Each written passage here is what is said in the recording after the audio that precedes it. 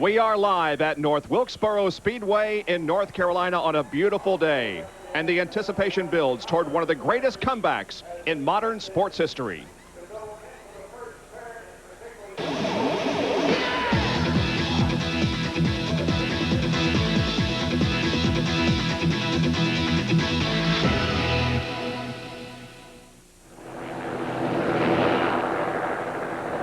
This morning at 8:40 a.m., 35-year-old Ernie Irvan hit the wall in turn 2. At approximately 170 miles per hour, his Ford Thunderbird careened into the outside wall with the right side.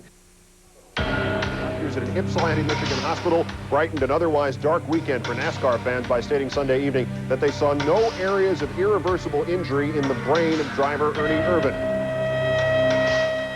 Ernie Irvan has opened his eyes. He's able to move his arms, his legs, his head. They have asked him to move in certain ways, and he has, and when it has hurt, they have seen him grimace.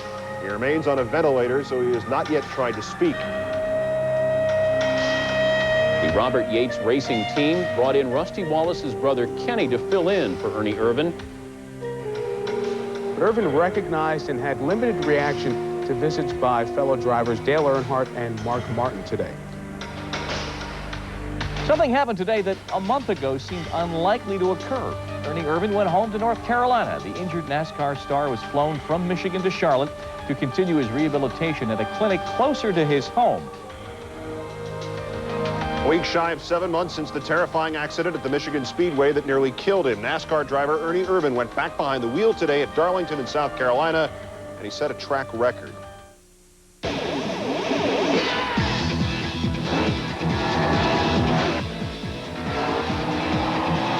And now I'm excited.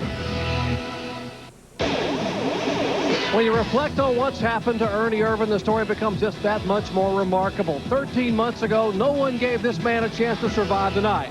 But the reality is today, he sits back in a Winston Cup race car. And Ernie Irvan, the final step back, what are the emotions? Well, I tell you, it's a lot of emotion, but I don't have much time to think about it because there's so much press here and stuff like that. And probably the most emotional will be when they drop the green flag. I'm just thankful to be able to be here. Ernie, you've made it back and you've beaten the odds, but one eye. We know you have a mirror here in the side to use as a rearview mirror. What about the vision? It didn't seem to hamper you at all yesterday. Well, I mean, it's just something we're just going to have to keep have an open mind about and just trying to do the best job we can. And the spotter's helping me, the mirror helps me, and we can't fool anybody. It's just everybody's going to be watching, so just trying to do the best job we can. Guys, for other drivers in the field, this is simply North Wilkesboro, the 8th and final short track race of the year. But for Ernie Irvan, it is the Daytona 500, the Super Bowl, the World Series, a final return to the sport he loves so much.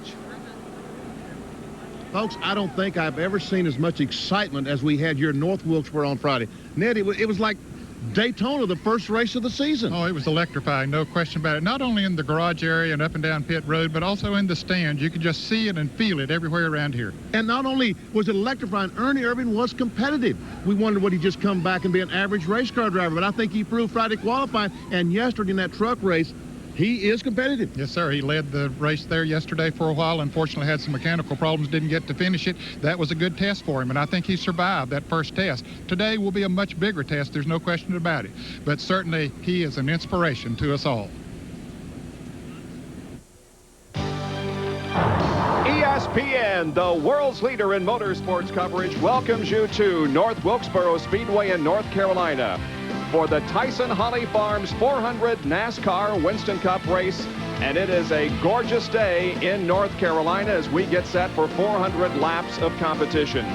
It is a gorgeous day in terms of the weather, and it is a very special day for all of us that enjoy auto racing. It is the return of Ernie Irvan. And hi, everyone, I'm Bob Jenkins. We're going to get set to go here in just a few moments. But although the Ernie Irvan story is the #1 story, there's also a championship to be decided. Let's take a look at the quest for the Cup standings. Jeff Gordon with a 275-point advantage on Dale Earnhardt. The spread back to Rusty Wallace in 5th is 623.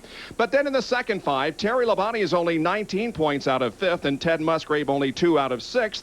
And each position, of course, means more bonus money. Now, remember 5 races ago when Ned and Benny said that the upcoming events would be critical to Jeff Gordon? Did he cruise? Not at all. He won 2 of the 5. However, the separation is now 19 less, so this thing is far from over. John Kernan, though, Dale Earnhardt has his work cut out for him. Yes, Bob, but last week at Martinsville, he began to do exactly what he needs to do. That's win the race, lead the most laps. In fact, he gained 34 points on Jeff Gordon last week at Martinsville. But on the other hand, Jeff Gordon doing exactly what he needs to do. He finished 7th, a top 10 finish. In fact, if Gordon finishes 11th or better, the remaining 5 races, he will win the title regardless of what Earnhardt does. John, some guys are just trying to win their first Winston Cup race. In fact, 3 of the top 5 qualifiers have never won a Cup event. Now, I know you've heard it all before, but these 3 guys are on the verge of winning for the first time. Like Bobby Hamilton, he qualified 3rd, was 2nd last week in Dover. That team is red hot. Now, just across from Bobby, starting in the 4th spot, is old DW. Now, yesterday, Darrell Waltrip told me you have to start up front to win here at North Wilkesboro. And that's correct if you look at the facts. Because of the 70 races that are going to be run here, only 13 times has the winner come from outside the top 10. Darrell Waltrip is rolling off 4th in what he says is his best chance and his best car at a win, career victory number 85.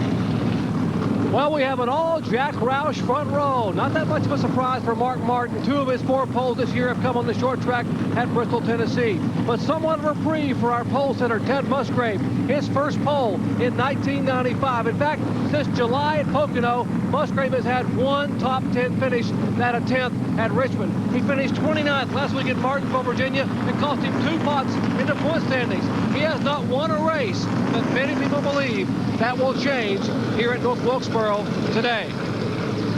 So there are many stories to cover and many questions to answer in the next 3 hours as we present NASCAR Winston Cup racing from this grand old ageless racing facility.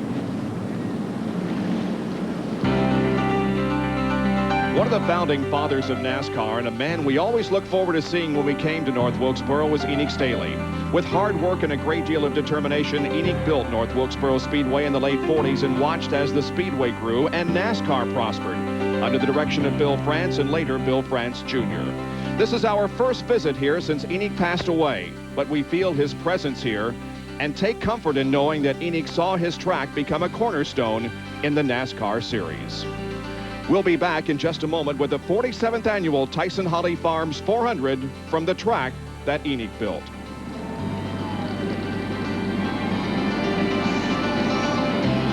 Here's the starting lineup for today's race, and we got some good combinations up front. Team Roush is on the front row with Ted Musgrave winning his first pole of the year and Mark Martin teammate alongside. Bobby Hamilton starts 3rd. The Waltrip brothers are 4th and 5th. Darrell leading Michael, and then back in 6th and 7th starting position, you've got the Robert Yates team. With Jarrett and Irvin there. Kenny Schrader, good qualifying run. Morgan in the top 10. Sterling Marlin, Labonte, Bickle, and we see Earnhardt and Gordon, the 2 leaders in the points, 13th and 14th. And some good cars all back through the field. There's last year's winner, Jeff Bodine, starting in the 16th position. Kyle Petty was running good in practice yesterday, Bob. He starts back in 27th position.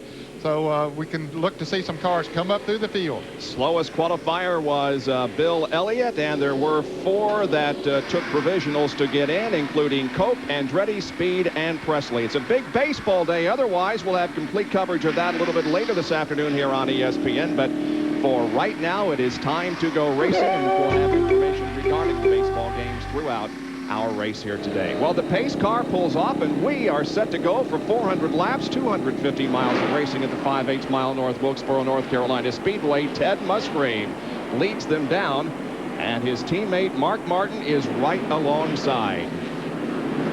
They come off turn number 4, anticipating the green, and they get it. The Tyson Holly Farms 400 is underway.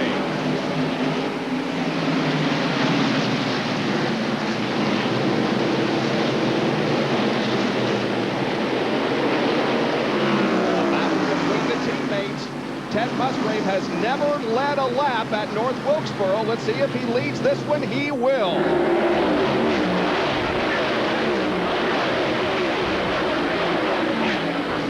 Man, that camera and the cars are running over the camera. Just going into turn 1. There we see Dale Jarrett followed by Ernie Irvin. Ernie in the 88, Dale Jarrett in the 28. Ken Schrader up on the outside in the Bud Chevrolet, trying to make a go up there on the outside of Jarrett, but that wasn't the place to be here right now. He's still up there, though. He doesn't have a place to get back in. Kenny Schrader is 7th. Ernie Irvan is 8th. Then Sterling Marlin 9th, and Rich Bickle running in 10th position. Tight traffic off the 4th corner. Dale Jarrett takes a look to the inside. Darrell's car seems to be pushing up just a little bit in the center of the corner. That'll probably work good for him after they get those tires heated up. The track gets a little bit slicker, but right now seems to be slowing him right in the center of the turn. Darrell Waltrip had a great comment during NASCAR today on ESPN2 during the past half hour. He said the key to winning at this place is patience. You've got to not nail the accelerator coming off the turns. You got to baby the car. You got to save the tires, and you might end up in victory lane. And he knows better than anybody else about that, because he has a lot of victories here at the North Wilkesboro Speedway. It's single file until we get back to this side-by-side battle. Dave Marcus and Jimmy Hensley driving the 31 Hardee's car this week. Dave Marcus had a good qualifying run here at North Wilkesboro. I think his last pole came here a number of years ago. And right behind these two cars, we see Rick Mast, who was the fastest qualifier in the second day and had a very impressive run on Saturday morning.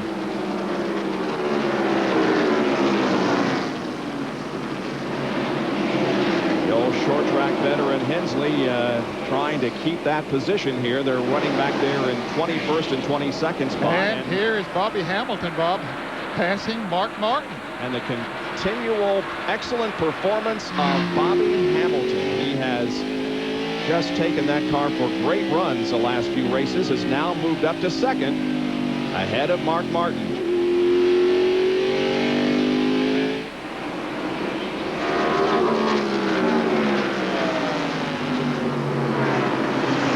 Labonte, Jeff Bodine, and Jimmy Spencer, who was the pole sitter here last year for this race.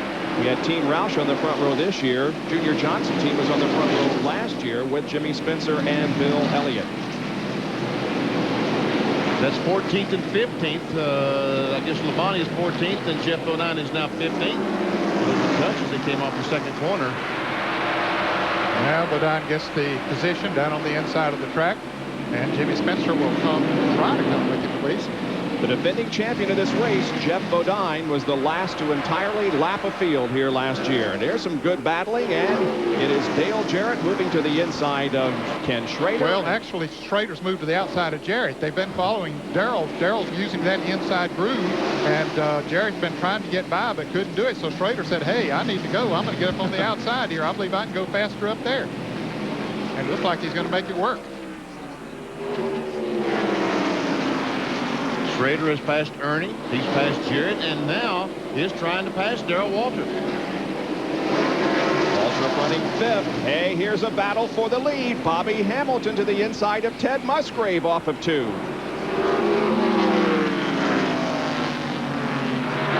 Wheel to wheel and side by side all the way through the 3rd and 4th corners, and Bobby Hamilton has the lead. Again, you talked about the NASCAR Today show that Darrell Waltrip was talking about, and he compared this racetrack to Nashville Speedway. And let's face it, Bobby Hamilton has so many miles and laps at the Nashville Raceway. And we have a crash over in turn number 2. Jeff Bodine spinning, keeps going. No caution flag will come out. No caution. Wow.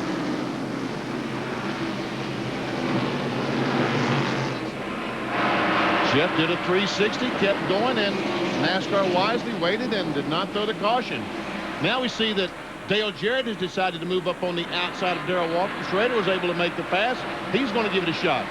He's having a little bit tougher time than Schrader did up there trying to make that pass. Meanwhile, Mark Martin tries to take 2nd away from Ted Musgrave, and looks like he will down the back stretch. So now it's Hamilton, Martin, then Musgrave, Michael Waltrip, and Ken Schrader. Here's a replay of what happened to Bodine over in 2. Goes in the corner, and he and Jimmy Spencer make some contact. Spencer goes to the outside. Jeff nails the gas, does a 360, and away he goes. A lot of smoke, but not major damage to the car. Jeff Bodine losing several positions on the track. Bobby Hamilton is the man setting the pace at the moment over Mark Martin, Ted Musgrave, Michael Waltrip, and Ken Schrader. Riding with the leader of the Tyson Holly Farms 400, Bobby Hamilton, looking back there for a moment on second place, Mark Martin. Here's the best battle, though. Look at this gaggle of cars that are still racing together. Yeah, Darrell is holding up a lot of cars, but he's holding his groove where he wants to run, and he has the position. But now Sterling Marlin is about to get it. He finally gets on the inside, and he'll make the pace. He dives in the corner now. Here's Ernie trying to take over the spot. John Kernan, how's Ernie doing? Benny, he looks like he's doing great right now, holding his nose. He tries to get around Darrell Waltrip to move it to the 8th position. About the only thing he said on the radio to Robert Yates, who's handling the duties as crew chief this afternoon, is the car is just a little bit tight in the middle of the turn. So we expect him to make an air pressure adjustment on their first pit stop, and it looks like Ernie is going to get around DW and take over that spot. Ernie Irvan is running in 7th position now. We're watching the top 3, and they are very close together. Hamilton running in 2nd spot now to Mark Martin, and Ted Musgrave 3rd. And Mark Martin got by Hamilton a couple of laps ago and took over the lead, so that's the 3rd different leader we've had so far. Here's 7, 8, 9, 10, 11, and so on. Terry Labonte now to the inside of Darrell Waltrip, and Labonte moves up a spot to 10th. That's Rich Bickle in the 40 car, the Kendall car. He follows in the back bumper of Darrell Waltrip.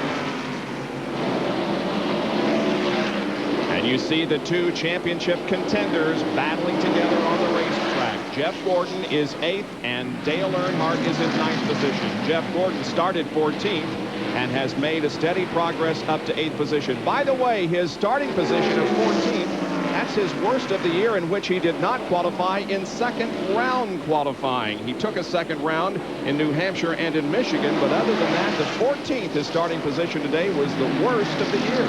We remember that 2nd round qualifying in Michigan. We remember that 1st round qualifying attempt in Michigan when he backed the car in the wall in turn 3 in the damp racetrack. Here goes Earnhardt looking on the inside, and I think he's going to get position on Jeff. Oh, we got a crash.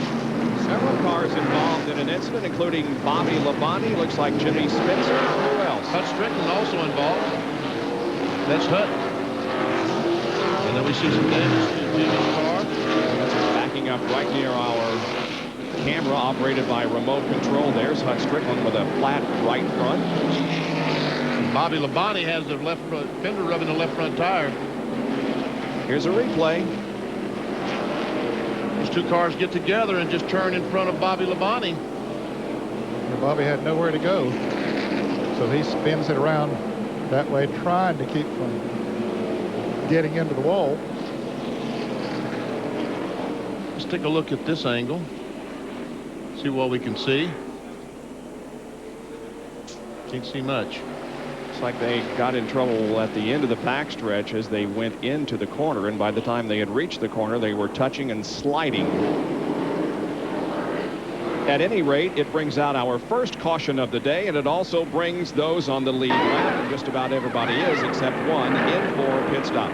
Here's the crew can being led by Brad Parrott. And John Kernan is covering Ernie Irvan's pit stop. Ernie tight in the middle, loose off. It'll be a 4-tire change, also a round of wedge in that right rear tire. They're now working on putting the left side tires on as Rich Bickle goes out. After a 2-tire change, Ernie Irvan is down and away. Looks like he'll beat Michael Waltrip out.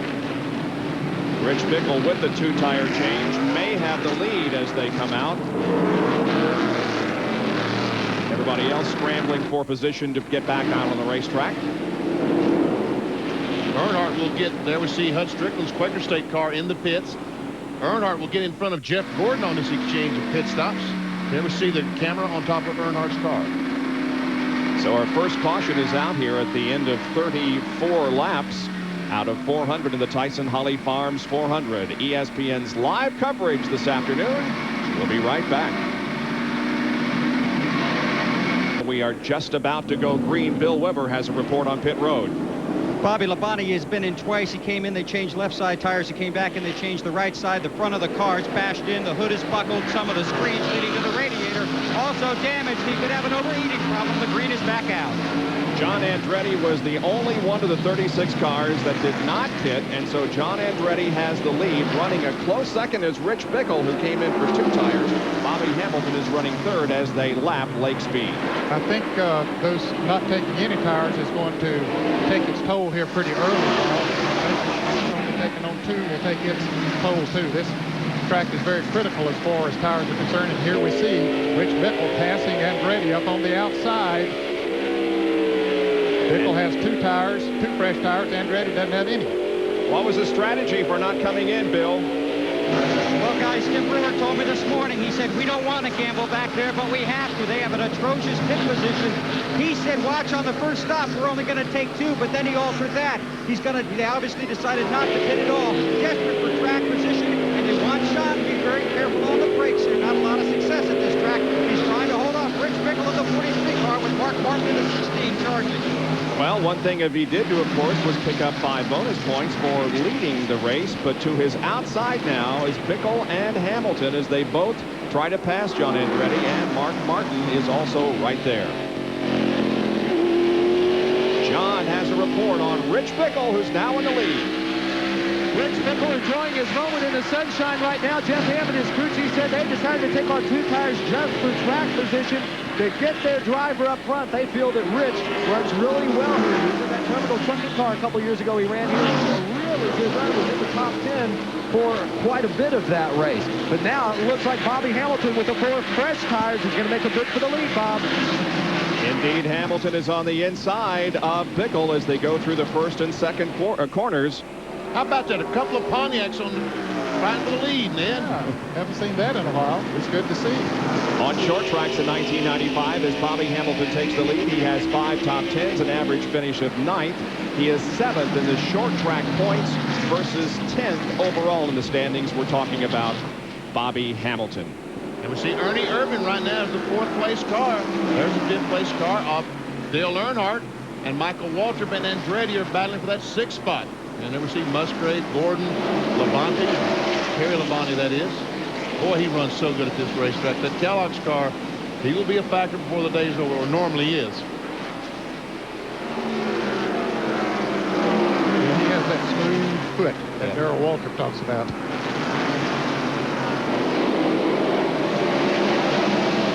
Ernie Irvin and Rich Bickle did so much racing at the Concord Motor Speedway over the years. I'm impressed with Ernie's performance here in the early going. He shows no signs of having been off for more than a year. Doing a great job working in traffic, and everything just looking very smooth there.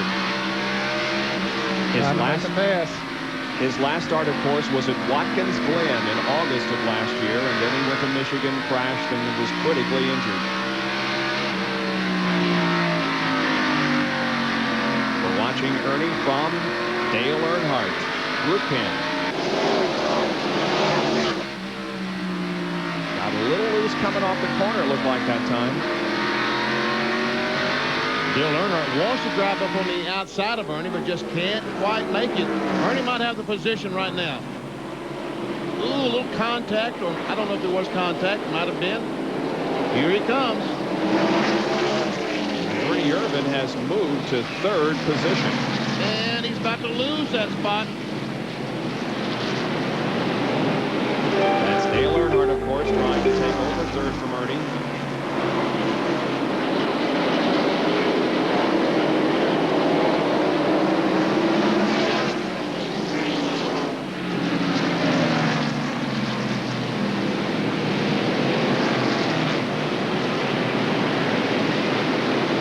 Let's let the single file traffic go by, and we'll pick up Ricky Rudd and John Andretti as they battle for about the, what, 15th position or so? Yeah, John is slipping on back with those hot tires. We had a feeling that that's what would happen, but he's doing a good job keeping it out on the inside, leaving everybody else plenty of room on the outside. Ricky Rudd is liking this racetrack as Rusty Wallace goes to the inside of Elton Sawyer. Elton evidently only took on 2 tires too. He was up there in the top 10, but now he's sliding back as well. Michael Waltrip will drive the 21 car next year. Was made official late last week. Rusty Wallace to the inside of Morgan Shepherd, taking that spot away. And Rick Nance is going to follow. Now Rich Bickle in the Kendall car. We can see us losing more spots. Michael Waltrip has been able to get by, and here comes Gordon, and a pass for the lead. Mark Martin to the inside of Bobby Hamilton at the end of the straightaway, and Mark Martin now goes to the front. And Ernie Irvin has pulled away from Earnhardt a little bit. Earnhardt was trying to pass him after they got by the Rich Bickle car a little while ago, but now Ernie has caught the leaders. The Autolite field summary. 33 cars on the lead lap. Only 3 are at least 1 lap down. Spencer, Speed, and Strickland. You like that shot, huh, BP? Here's me. Jerry Punch has a report on Mark Martin, who has gone to the lead. Jerry? Bob, on that pit stop, Steve Bill said Mark had complained the car was a little bit loose. They went down on the track bar in the rear 1/4 of an inch. It doesn't take much, and Mark said the car now is perfect and tightened up just enough for him to get in the corner real hard, and now we see the results. He's leading. And Ernie Irvin is in a position to take over second position, and does. Now on the upper left of your screen, the interval between the 6, which is highlighted, and the 3. And the separation between those 2 cars with Ernie Irvin and Bobby Hamilton in between is just a second. And here goes Earnhardt alongside of Hamilton. He takes over 3rd place.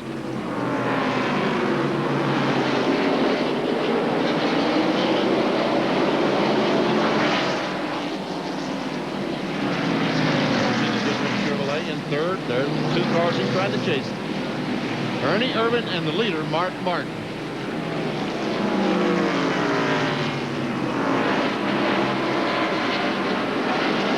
So 56 laps out of 400 completed here at North Wilkesboro. Mark Martin sets the pace. Back after these messages. He was beginning to reel in the lead too some, Bob, but he radioed a moment ago to his crew, said, my car is very, very tight in turns 1 and 2. I got a bad push in 1 and 2. That's going to make it awfully tough when they get to that heavy pack of traffic right in front of the leaders. And they're coming up on that traffic right now. As a matter of fact, Martin and Ernie are encountering it right now. What happened is John Andretti, who stayed out and did not change tires on that pit stop, the caution flag you had just a moment ago, is holding this pack up. This pack of cars in front of the leader has caught Andretti and is holding these cars up and has created a huge traffic jam. All right, 1.4 seconds from 1st to 3rd, back to Earnhardt. Now as Dale moves through the traffic, it's going to be less than that, 1.3. Mark Martin running across the lap car, Bobby Hillin. And there we see Joe Nemechek direct in front of the Burger King car. And man, it is slow going from here on in. Nemechek is being shown 31st position, the last car on the lead lap. Earnhardt continues to gain. It's down to 1.2 seconds separation between 1st and 3rd. Now Mark goes to the inside of Joe. You can see 2 abreast racing ahead of Mark Martin and the difficulty that he will have in lapping these cars. That's right. Now what's he going to do? Now it's less than a second. But there we saw Hillin move up on the inside of Nemechek. Now he's got cars racing side by side in front of Earnhardt. Now they've been able to get by Brett Bodine now. And here, look, Jeff Gordon has caught Dale Earnhardt. While we were watching Earnhardt catch the front 2, Gordon has caught Earnhardt 9/10 of a second now. Growing just a little bit now because Martin has moved through most of it. Well, he's still got quite a bit of traffic, but he's moving through it a little bit faster than Dale Earnhardt is. Well, once Earnhardt got up there to that heavy traffic, he was able to gain until he got to the heavy part, but that push that he has is going to hurt him some in trying to get through this traffic. As long as you do it on the inside, that'll work okay for him. Or it will work better for him.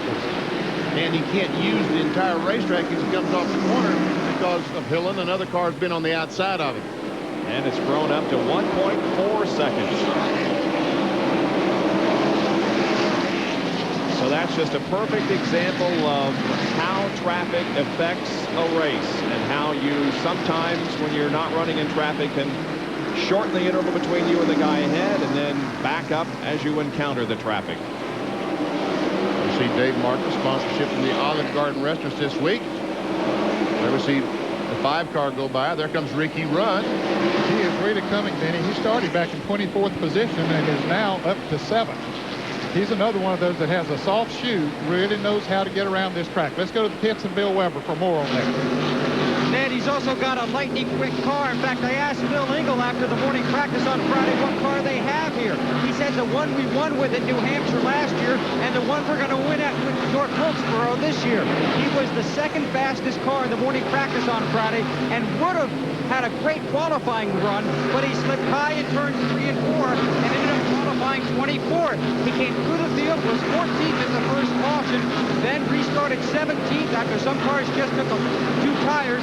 He has climbed from 17th up to 7th. So Ricky Rudd fast and moving forward here this afternoon.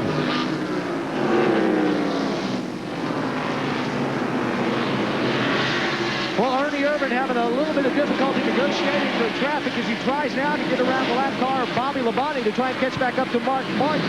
It's not a problem with Ernie, it's a problem with the car. Remember, they made that chassis adjustment on their first pit stop. Well, Ernie says the car is still tight, a slight push. Apparently the same problem that Dale Earnhardt is having. That makes it awfully hard to negotiate your way around traffic, especially when you get into the turns.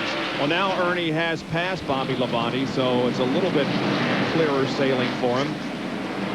Mark Martin, leader ahead, also continuing to move through the lower car. Almost right in front as Robert Presley and John Andretti tangle bumpers up the backstretch right in front of Mark Martin. But everybody gets through now.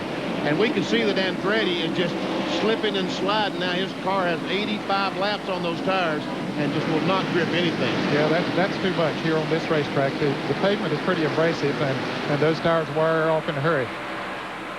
Here's what we're talking about. You see, there's Presley right on the inside and gives a little bit of a tap to Andretti. As Andretti slows down, he might have even been trying to go into pits. But anyway, it was about to be a big mess right in front of the leader. But Andretti's still out there. As you indicated, Ned, 4 tires is the choice because remember Rich Bickle took on 2 tires and was running up front as the green came out. He's now dropped back to 18. Car camera inside Rusty Wallace's Miller Genuine Drive Ford as he looks up at Darrell Walker. Rusty in 12th spot. BW's 11th.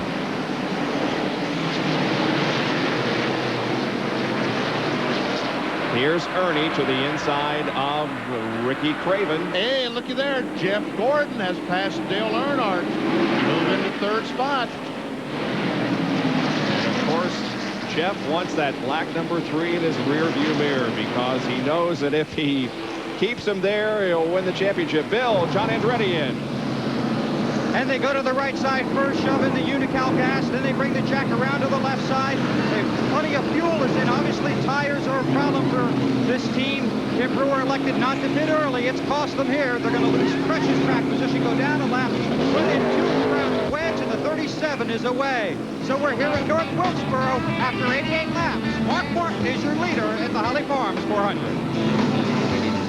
Comes your way tonight, every Sunday night, 8 o'clock Eastern on ESPN2, RPM tonight. Highlights of the truck race yesterday and our race and the Grand Prix of Europe Formula 1 race, 8 o'clock tonight on ESPN2. That Formula 1 race was a good one, wasn't it, Benny? Boy, it's fantastic. That was one of the best Formula 1 races I can remember in a while. Michael Schumacher, by the way, won. Tell him who won. Well, it was on this morning, live. When we start talking about the truck race and what a great race we had here yesterday, don't tell them who won. Okay. Ernie Irvin was the truck race yesterday. He's about to lose 2nd place, is Ernie. Jeff Gordon trying to move to the outside. It's a move out there. You want to go 3 wide. Might not want to go 2 wide here. But he is there. It's Martin, Irvin, and Gordon. Kyle Petty is in the pits. He was just going a lap down in the Coors Light Pontiac. And we should begin to see the scheduled pit stops occurring now before too long. We're almost at the 100 lap mark. Yeah, they came in on and made pit stops on lap. What was it, about 30? During the first caution period, so yeah, about that. And Jeff Gordon continues to hound Ernie Irvan. And there you see the interval between Mark Martin, the leader, and Jeff Gordon has shrunk from 1.7 seconds on lap 91 down to just a little over a half second on lap 95. Jeff Gordon with one of the fastest cars out there. The pit stop's coming up, and here is Dale Jarrett to the inside of Terry Labonte for 7th. And we see John Andretti after stopping and changing those 4 tires. Now he needs for everyone to stop and change tires, and that will take away some of the disadvantage he has, because right now he's a couple of laps down. Jerry, what's the thinking down there in the pits?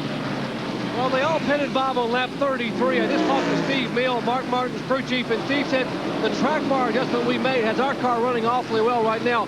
They're going to try to hang on to around lap 115 to 125. That 10-lap barrier between 115 and 125. And Jeff Gordon just goes by Ernie Irvan and takes a second spot away. Remember now, the key here is when you begin to slow down into the 21-second bracket, that's when you need to come on the pit road. As they are beginning a black flag, I believe it's the car number 42, guys. Yes, that is indeed the case, and Kyle Petty, I believe, has come in and served the penalty, hasn't he? Yeah, he's going back out. That's exactly right. Evidently a little too fast on pit road the first time when he made his pit stop, so that's going to really cost him, because this is a long pit road to have to come around here at, what is it, 35 miles an hour? Right. Now, there are no pits on the backstretch, but they start over in turn 3, and it's a long pit road. Here's a battle between Jeff Bodine and Derek Pope.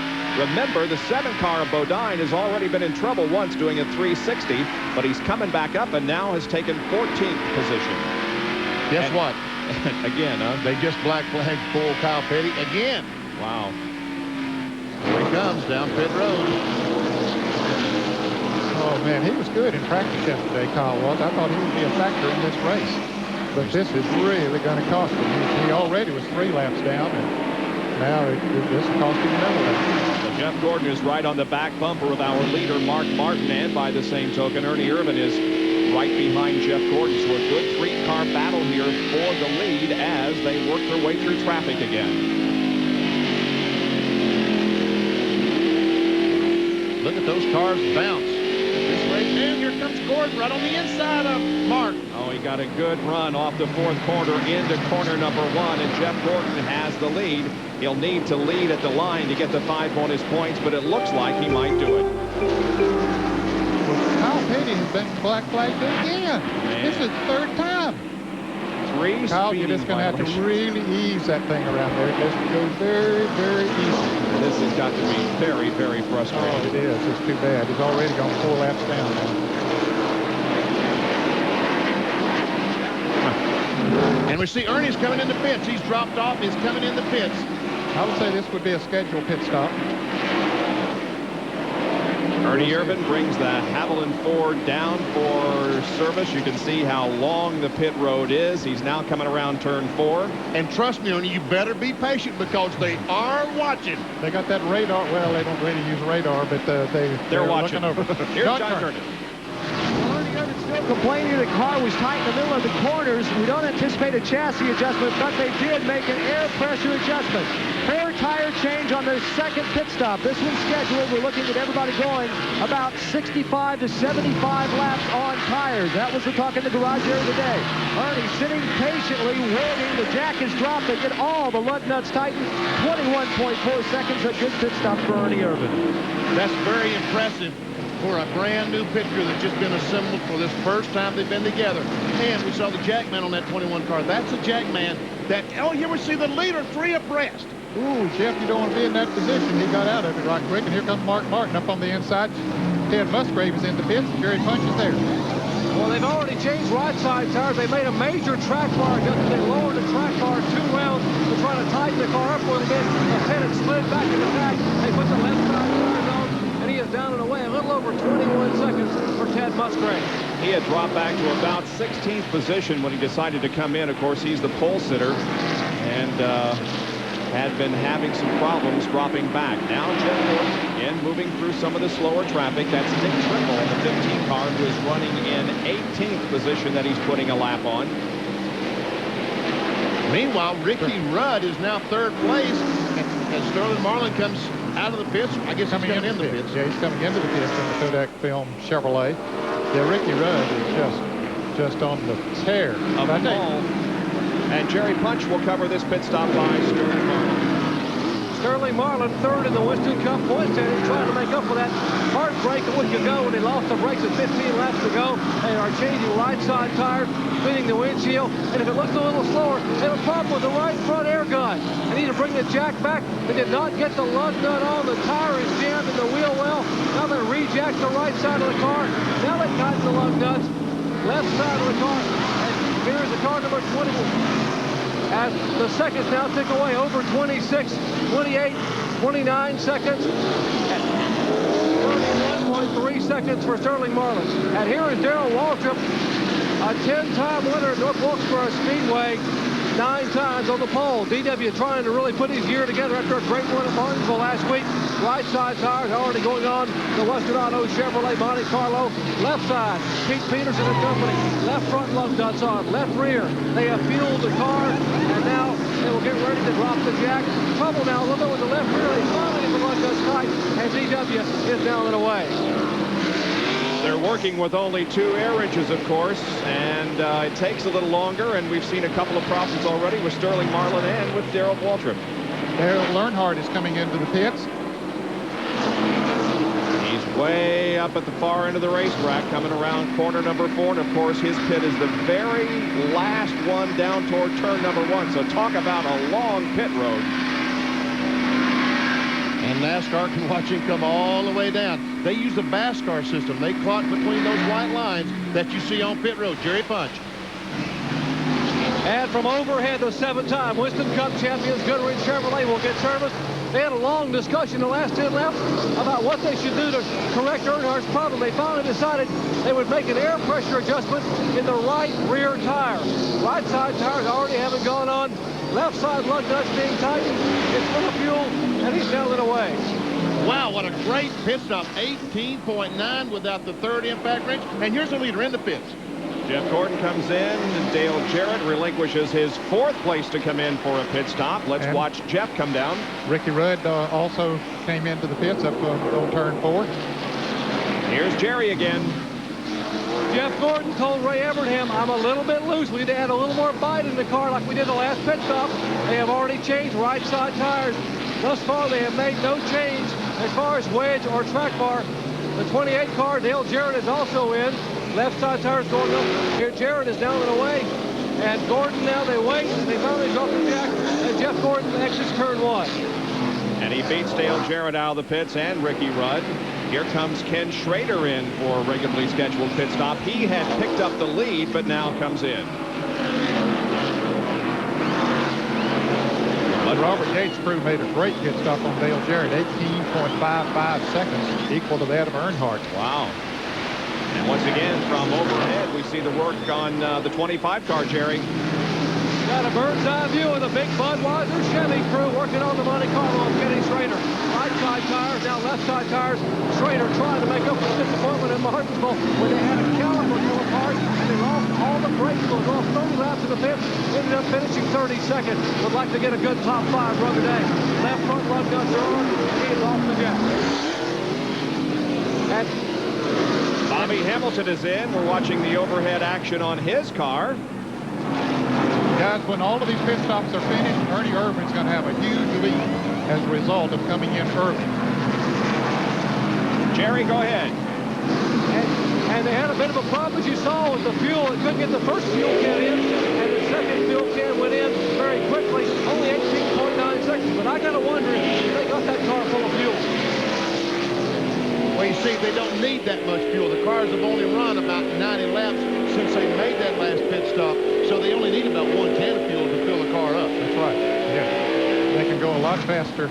I mean, go a lot farther on gas than they can on tires. Now, there's Ernie Irvin. All the pit stops haven't been made yet, but they're getting close. He's getting back close to we understand Bobby Labonte is leading this race. He hasn't stopped yet, but Ernie Irvin is going to have himself a big lead. Of course, his tires are going to be older than the others, but still, that early pit stop going out around the track a second and a half faster than the others is going to put him pretty far out front. Just saw Dale Earnhardt pass by. He will be in second position when the series of pit stops have been completed. But right now, Bobby Labonte has not stopped, and he's the leader of the Tyson Holly Farms 400.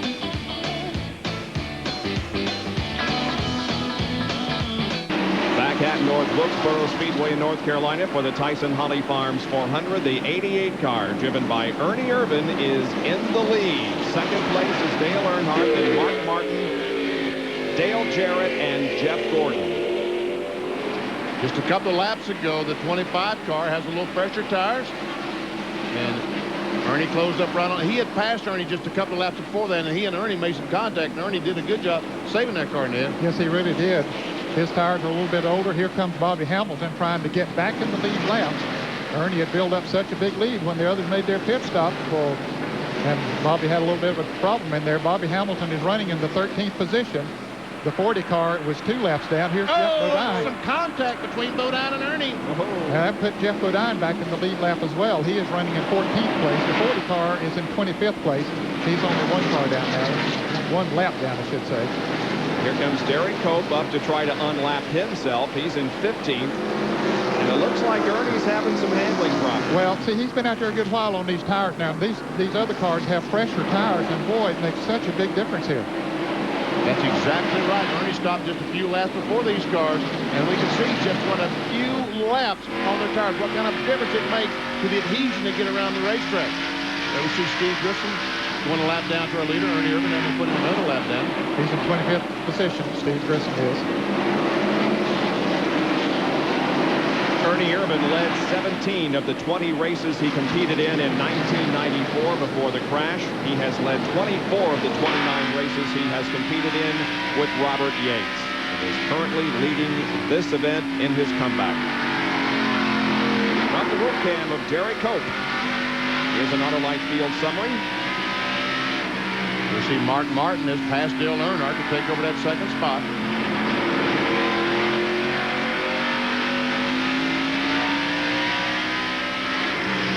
Shepard to sit go forward. Ernie goes by him. Morgan, that puts him 3 laps down. He's not having a good day in the sit go forward.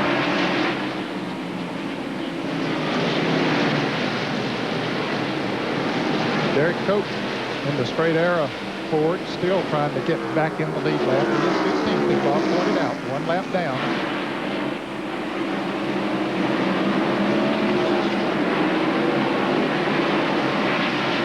Having a struggle. Here is Gordon and Rudd, and this is the battle for 5th spot. Ricky Rudd, when you consider all of the racetracks on the schedule, North Wilkesboro is Ricky Rudd's best. He averages a finish of 10th here in the 33 races, and he's just taken over the spot from Jeff Gordon. So Ricky Rudd goes to 5th and Jeff Gordon back to 6th. Jeff's car seems to run better on the longer runs, because Dale Jarrett and Ricky Rudd both have passed him since he came out of the pits.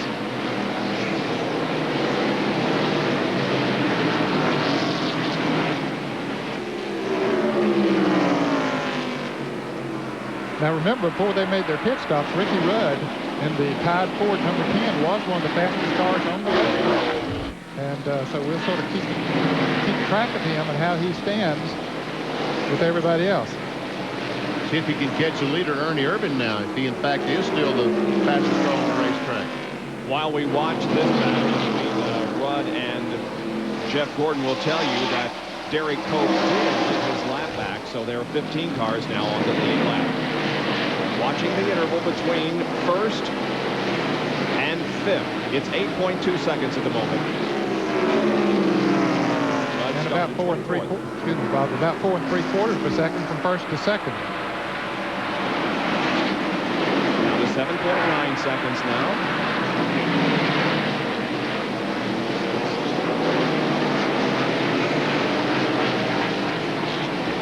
Jeff Gordon in the last pit stop was reported from the pits his car's a little bit loose, and they adjusted on it. It might be just a little bit tight right now. We see that Ricky Rudd picked up 3/10 of a second that last time, so if that continues in 20 laps, he should have caught the 88 car. Tell you what, this traffic, look at the traffic jam he's in. He might catch him in 2 laps.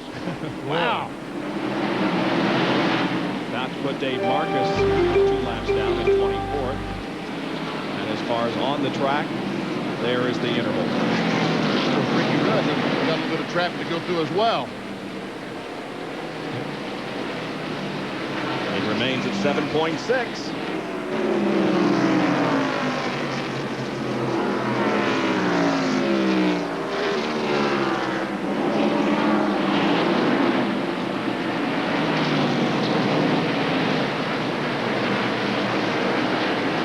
Coming off the corners and using the throttle and being easy on the throttle. Ricky Rudd and Bonnie both run so well on this racetrack, and they're good road course racers, and that's what you've got to do on a road course, is just ease on the throttle as you come off the corner. Ricky Rudd's gaining these, picked up almost a second. As Ernie is in this traffic, he was able to get by Hud Strickland. We can see how much it cost him when he passes a car. Last race here in North Wilkesboro in April of 1994, he led 320 of the laps and finished 3rd. And the interval brings down to 6.2 seconds between 1st and 5th. You see Ricky Rudd right now is trying to get by Robert Presley, and that's going to hold him up. We will continue to monitor the interval between 1st and 5th, and in fact all the cars, as we continue our live coverage of the Tyson Holly Farms 400 in just a moment. At North Wilkesboro, and there you see the change for the lead. Mark Martin has passed Ernie Irvan, and Ernie drops to 2nd. And Dale Earnhardt is right behind him in 3rd place. Sterling Marlin, remember all the trouble they had on his pit stop. Now 2, is that 1 or 2 laps down there? Well, 1, he had gotten back in the lead lap, but now Mark Martin has put him a lap down again. He's in 19th. Dale Earnhardt in 3rd spot. Dale Jarrett is 4th. Ricky Rudd 5th. And Jeff Gordon is 6th. Then comes Darrell Waltrip and Rusty Wallace, along with Ken Schrader and Terry Labonte, completing the top 10. Ernie Irvan in that Texaco car stopped before he made his pit stop first. So he has a few laps more on those tires than does Mark Martin and Dale Earnhardt. And we're just seeing how important a few laps is. And we see Dale Jarrett in the sister car, the other Robert Yates car, right behind the 31 car of Jimmy Hensley. So then he's gained on the leaders as well. Yeah, he has been the fastest car on the racetrack here for the last 10 or 15 laps. He was about 4 seconds behind Mark Martin. Now he has cut it down to less than 2 seconds. As Earnhardt goes by, Ernie Irvan takes over the 2nd position. And here comes the 31 car, also passing Ernie, as Ernie's tires, he's about 14 to 16 laps more, 12 to 14, I should say, more on his tires than the others. And boy, that's a big difference here. And Ernie drops to 4th now as Dale Jarrett goes around to the inside. Mark Martin is held up in a little bit of traffic. Bill Elliott going a lap down. By the way, he and Rick Mast are battling there for position. One in 94 for 16th. But now Bill is a lap down, and Rick isn't too far from being that way. Well, Elliott was a lap down to Ernie just a couple of laps ago. He and Rick both passed Ernie Irvan and got back in the lead lap. And right now they got Mark Martin to contend with. And also Rick Mast in the 27 and 3 abreast and all that stuff.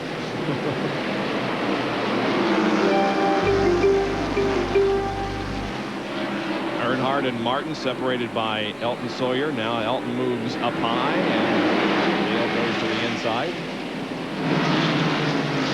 Decides to go on the inside of Elton Sawyer. Dale Jarrett says, why did you do that, Bill?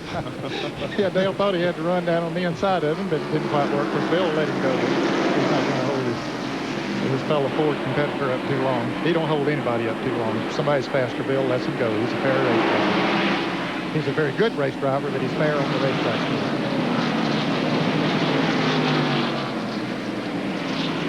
Let's not forget about Rusty Wallace, the short track expertise. He started 18th On the 99th lap, he was 13th, and now as we are on lap 163, actually, he's in 8th position. Now look at Dale Earnhardt trying to take the lead from Mark Martin, and he does. Yeah, he has it there. Now, they got a couple of cars running side by side, Rick Mast and Joe Nemechek. There's a battle for 4th. Rudd takes it from Ernie. Here comes Sterling Marlin and Michael and all those cars. The 24 car, Jeff Gordon, looks like he's going to take that spot away in just a second. John Kerner, what's going on with Ernie? Well, it's exactly what you're saying with the tires going away. They will pit in about 18 laps to take on 4 tires. Right now for Ernie, he was having a blast, a lot of fun a little bit early, but now the cars are going around him, and there's nothing he can do about it. He's not having as much fun. In fact, using just a little bit of humor, he told the crew just a couple of laps ago, it's like, well, these guys are passing me. Hey, I've mostly lost interest right now. But as soon as he gets 4 fresh tires and gets back out there on the track, his interest will pick up. Dale Jarrett has passed Mark Martin and is in 2nd position. And let's see if there are a little bit of hand gestures going on here. Yeah, how about that? Mark Martin told Dale Jarrett, look, you're clearly faster than I am right now. Go to the inside. That's exactly what Ned was talking about a moment ago, about being a fair race car driver. Yep. Mark Martin is certainly fits in that category, too. If somebody's faster, he'll let him go. So now it's Dale Earnhardt, Dale Jarrett, Mark Martin, Ricky Rudd, and Jeff Gordon after 167 of 400 laps at North Wilkesboro. ESPN Speed World today live at North Wilkesboro Speedway in North Carolina. Our coverage being brought to you by Allied Signals Fram Filters. You can pay a little now or a lot later. Quaker State, the intelligent oil for longer engine life. And by coal-filtered Miller Genuine Draft, making the world a very cool place. There is a new leader of the Tyson Holly Farms 400. It is Dale Jarrett, who passed Dale Earnhardt while we were away. And this is how it happened. They come off the corner, and he passes Earnhardt on the outside. As they go down in 1, he pulled up on the outside of Earnhardt, made the pass through 2, and cleared him down the back straightaway. Good move by Dale Jarrett. We see Rick Mast, the Skull car, still in the lead lap, right on the tail end, trying desperately to stay in front of Dale Jarrett. And we might say that the pole sitter here is Ricky Rudd. He's on the move, moving into 2nd place. But the pole sitter, Ted Musgrave, went a lap down while we went away on break. Ted is running in the 16th position. And Ricky Rudd in that tide ride, he is fast today. He really is. And he's trying to extend 12 seasons in which he has won at least 1 race. He hasn't done so yet, but he's looking very strong here, nearing the halfway point. And we see Dale Jarrett pull down the inside of Mast. Bill Elliott is in the pits in the McDonald's Ford. Coming out of the pits, I should say, has already had his service. We saw Bill go a lap down there a little while ago. He's more than 2 laps down now. Boy, will he be fast now, though. Oh, yeah. That thing will feel like a rocket. Just for the compared to the competition, he will be a rocket.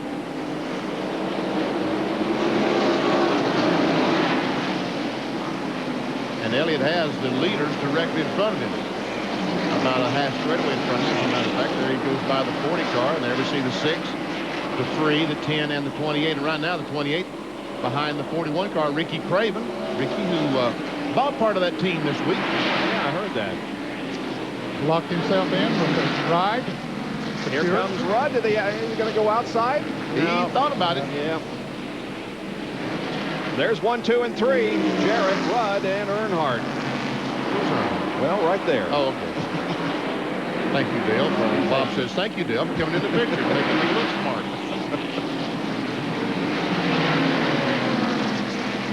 Oh, here we go, the lead. How about that? Now he goes to the inside. Ricky Rudd does at the exit of turn 2 and takes over the lead.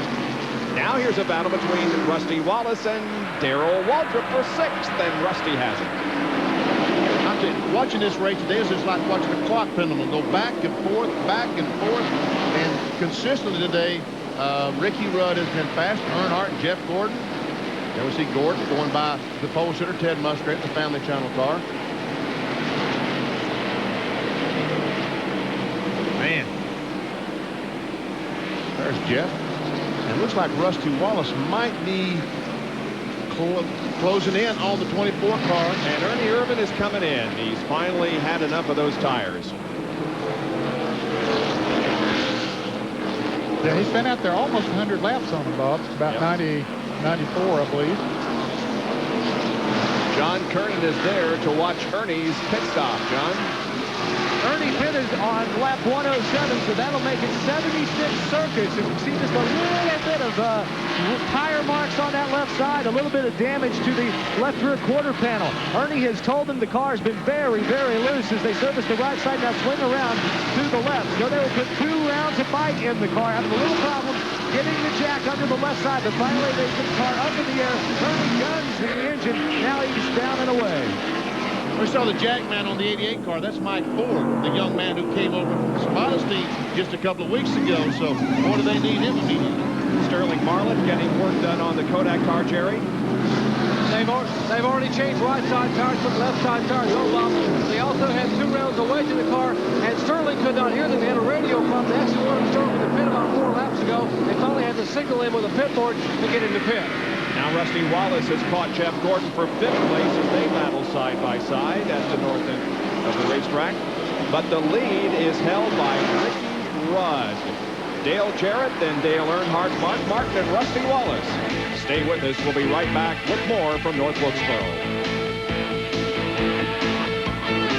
You see both those cars being worked on. Lower part of your picture, the 43 car is away. They are still working down across the jack on the Darrell Waltrip Chevy.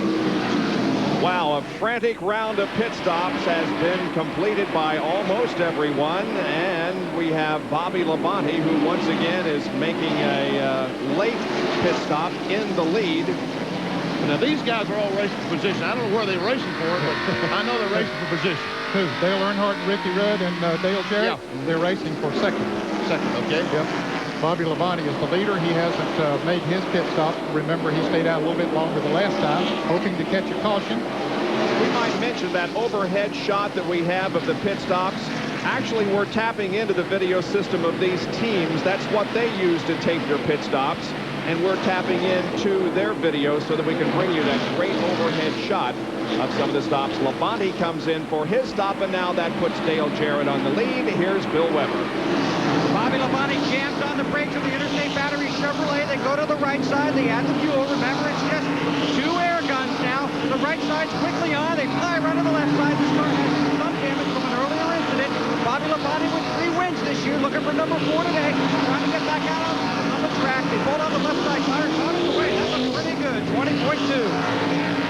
Bobby Labonte is rolling out onto the racetrack, and Dale Jarrett is coming around this time to complete halfway, and if he has the lead when he crosses the line, he will pick up the $10,000 bonus from Gatorade, and he will do it. We watch back here for the 5th position battle, Mark Martin and Jeff Gordon. And he picked up the $10,000, trust me. He needs the money. He needs the money. Yeah. Dale Jarrett leads at the halfway point. It is Ricky Rudd at second, then Dale Earnhardt, Mark Martin, and Jeff Gordon. 200 laps completed.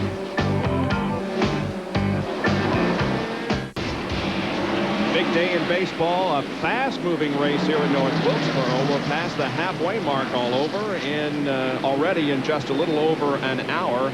Well, let's check an AutoZone on-off-track interval, and you see that it was the 3rd stop for both Jarrett and Rudd. Came on lap 187. From point to point, in to out, 47.6 for Jarrett, 50.5 for Ricky Rudd.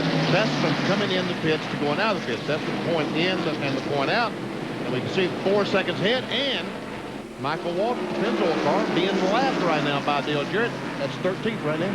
Michael is in 13th position, goes a lap down, so now there are 12 cars on the lead lap. And we have had an incredible 19 lead changes in the first half of this race. Bobby Labonte and Ernie Irvin are racing side by side, but that is not for position. Ernie is on the lead lap in 9th, and Bobby is a lap down in 19th. 19 lead changes, and the record for this race was 15, so we have set a brand new record for number of lead changes. There have been a total of 13 different leaders. That is a battle for position between Ernie Irvin and Terry Labonte. That would be the battle for 9th spot. Oh, Ernie a little loose coming off the corner. Maybe a little help back there. In any case, Terry goes around the outside and takes over the 10th position. Ernie's having some trouble with this race car right now. It just isn't the car that it was to begin with. Looked to be a little bit loose. He was talking about pushing earlier on. I guess they've adjusted, and now the car seems to be, or appears to be, just a tick loose. And it's just such a fine line on a track like this where handling is so critical that sometimes a half a turn can make a big difference in being tight or loose. And the racetrack changes too as time goes by.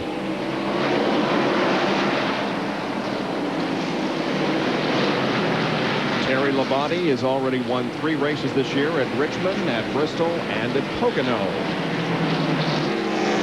There, of course, is Ernie Irvan, who has successfully, I would say, even at this point, made his comeback.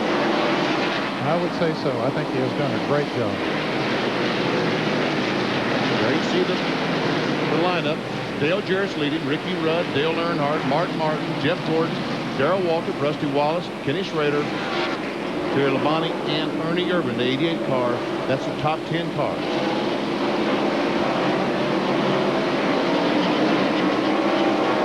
We'll let the field go by here so you can get a quick glimpse of where your favorite driver is running out there on the track. And here are Darrell Waltrip and Rusty Wallace racing together once again for 6th spot. Can we just see this? Yeah. That was before the pit stops, wasn't it? That's what I was thinking. Yeah.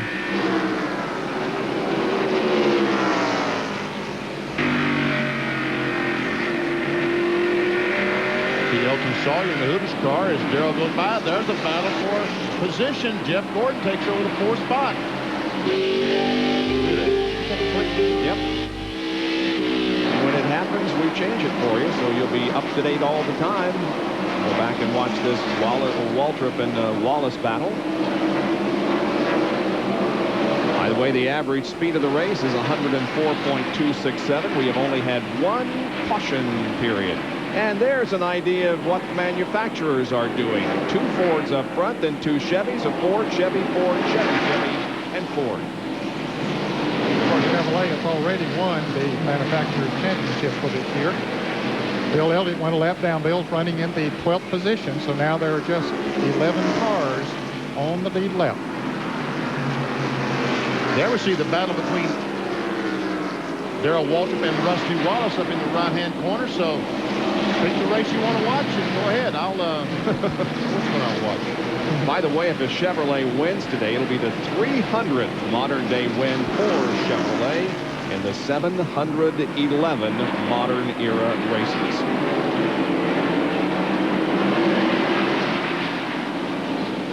So it's Dale Jarrett setting the pace here at North Wilkesboro with Ricky Rudd close behind and Dale Earnhardt running in 3rd spot. We'll be right back with more in just a moment.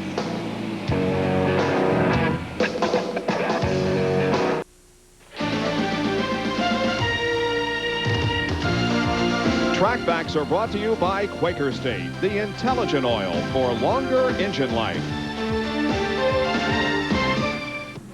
One of the major concerns over the years in Winston Cup racing is heat transfer from the racetrack as well as the hot exhaust pipe into the cockpit of the car, which basically can cook a driver in a 4-hour race. They've tried a lot of different devices. Nothing has seemed to work until now. Now, Bill Simpson and Simpson Race Products have come up with this little board here. It looks very simple and very thin, but is a mineral composite sandwich board that minimizes the heat getting from the racetrack into the cockpit. A lot of teams are using to line this floorboard with this board. And let me show you how it works. I have my able assistant here, Nelson Crozier. Nelson, I'm going to let you hold the board because I'm going to hold the torch. That's what you get for being the assistant.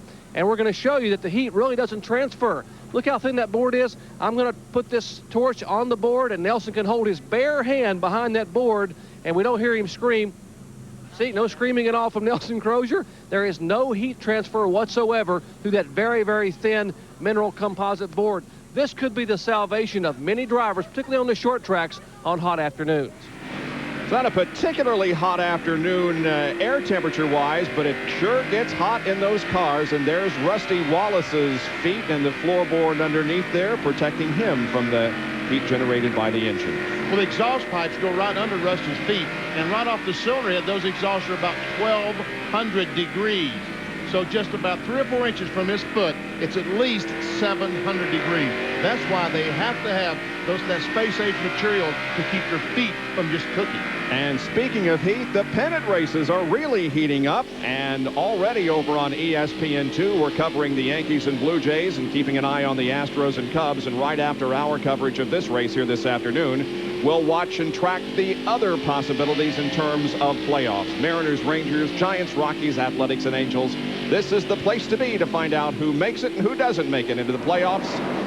ESPN and ESPN2. Dale Jarrett continues to lead Ricky Rudd. Now, Rudd started from 24th position, and the farthest back a winner has ever started here at North Wilkesboro was 20th in 1990 when Brett Bodine won the race. Here's Jeff Gordon and Mark Martin battling together on the racetrack, and that is for 4th. And Mark is just now taking that spot away from Jeff Gordon. Remember, just a few laps ago that Gordon passed Martin. Now it's Mark Martin back in that spot. And we see Steve Grissom. Grissom must stop, change tires. That's a pretty good sign when they come up there among the leaders and blow them off. Steve Grissom is 5 laps down in 34th position. There, we'll just hold the camera and let you find your favorite driver. In the meantime, we're looking for, there's the leaders. There's a 3rd place car up Dale Earnhardt. And the leaders approach traffic now. Ted Musgrave goes another lap down for Ted. He's in 20th position. So you saw Jeff Gordon is running 4th. Dale Earnhardt is running 5th, actually. Dale Earnhardt's running 3rd. So that's a gain of 10 points. That's not a concern to Jeff Gordon. He has a cushion, a big cushion of 275 points. 10 is not going to hurt anything. Dale Jarrett about to put Dick Trickle 2 laps down. For Dale Jarrett, it's been a good season, especially in the second half. He is 13th overall in points going into this 27th event of the year. In the 10 races since the halfway point, overall he is rated in 5th as far as the points are concerned. And Jeff Gordon and Darrell Waltrip go at it for 5th spot. Jeff Gordon might be 15 points behind Earnhardt here in a lap or so. There's old DW.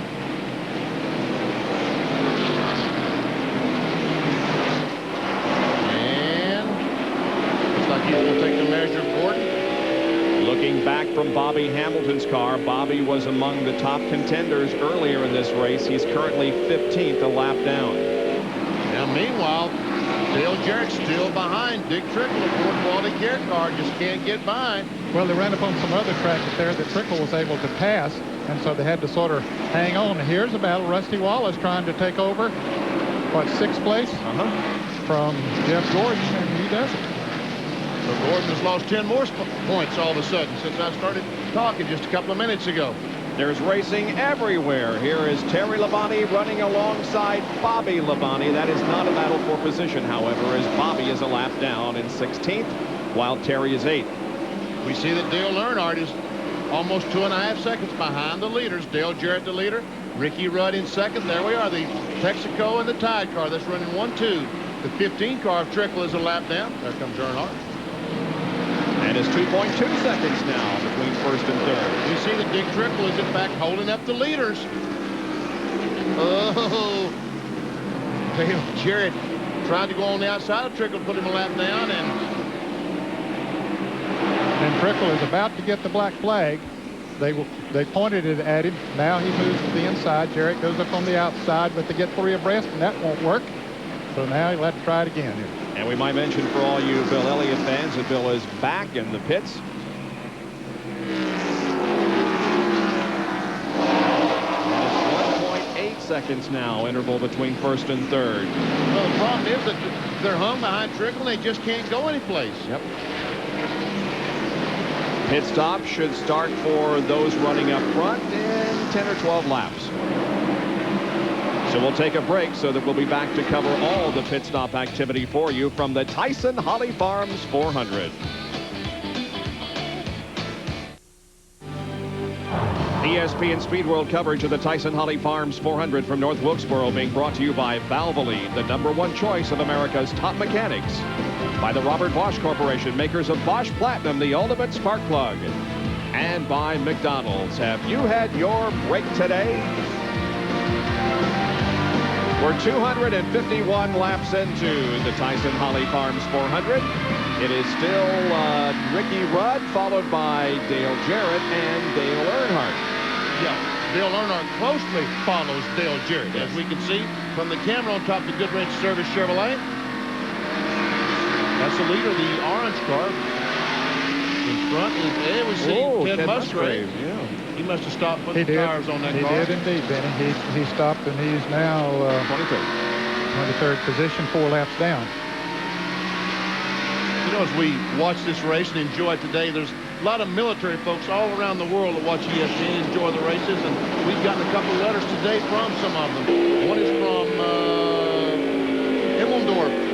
Elmendorf Air Force Base in Anchorage, Alaska. We had 24 guys just recently dying in a crash of an AWAC plane, and guys, we know you're watching. We feel for you, and we do appreciate your concern. And they said they stood in line for Earnhardt's autograph in Anchorage for 2 hours. There are a lot of race fans, apparently, that were involved in that incident, and our prayers and sympathies to you. Well, here's the Budweiser race recap. Ricky Rudd, the leader, has led 18 of the 253 laps. We've had 20 lead changes, a new record for this race. Only 1 caution for a total of 4 laps, and the average speed is 104.8. Here are those who have led a lap. There are 13 of them. Mark Martin has led the most to this point, 70.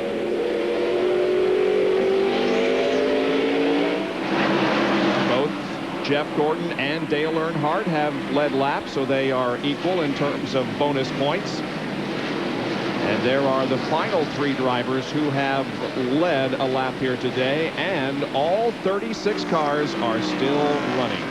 And right now, Jeff Gordon is really, really struggling. The DuPont Chevrolet back in 8th spot, and he's having trouble getting around the racetrack. Yeah, his car is slipping and sliding right now, as is Ernie Irvin's. Ernie is running in 9th, but he's not far from going a lap down. Jeff Gordon is only 6 7/10 seconds from going a lap down.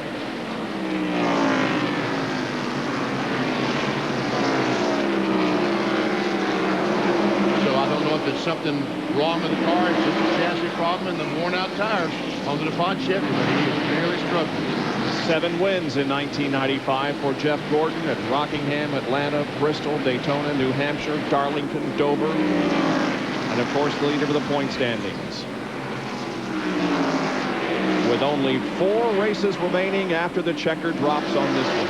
And there we see that Jeff Bodine goes by and takes his spot away. There's what Ned was talking about just a couple of laps ago. Ernie Irvin would like to see a caution right now to keep him from going a lap down. And Jeff Gordon comes in for a pit stop. Yeah, he fought it as long as he was going to. He knew that the leaders were coming up on him, and he figured he better get some tires on that DuPont Chevrolet. Well, we see with 140 laps to go, he probably feels like his window, he can make it fairly safe with 1 more stop. Right. Here's Jerry Punch. Well, you guys are exactly right. In fact, on fuel, they could make it on this stop and no more and have 140 laps remaining. They're going to take 1 round of bite out of the car. Gordon's car simply just would not turn in the corners. It was loose going in and hot coming off. Earnhardt is also in there, both getting down toward turn 1. What would be Earnhardt's final thought with regard to fuel? Now they'll come back in if we get a caution flag, and they're going to put about a round of bite at Earnhardt. Trouble in the Ricky Rudd pit. Their gas man fell down crossing the wall, but they've made up that time because they didn't need to get all that fuel in. They've already changed the right side tires. The left side's gone, waiting on the left rear. Ricky's down in the way. Brett Bodine goes by and they head for pit out.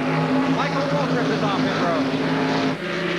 Spare tires for Michael Waltrip as he pulls the Pennzoil Pontiac in. They've already done the right side tires. Crew comes around, will go to work on the left side, not making any chassis adjustments. Michael had told me earlier this morning that he felt that he had a great chance to win his first Winston Cup race here today. Dale Jarrett is in. Also, Ernie Irvin is in.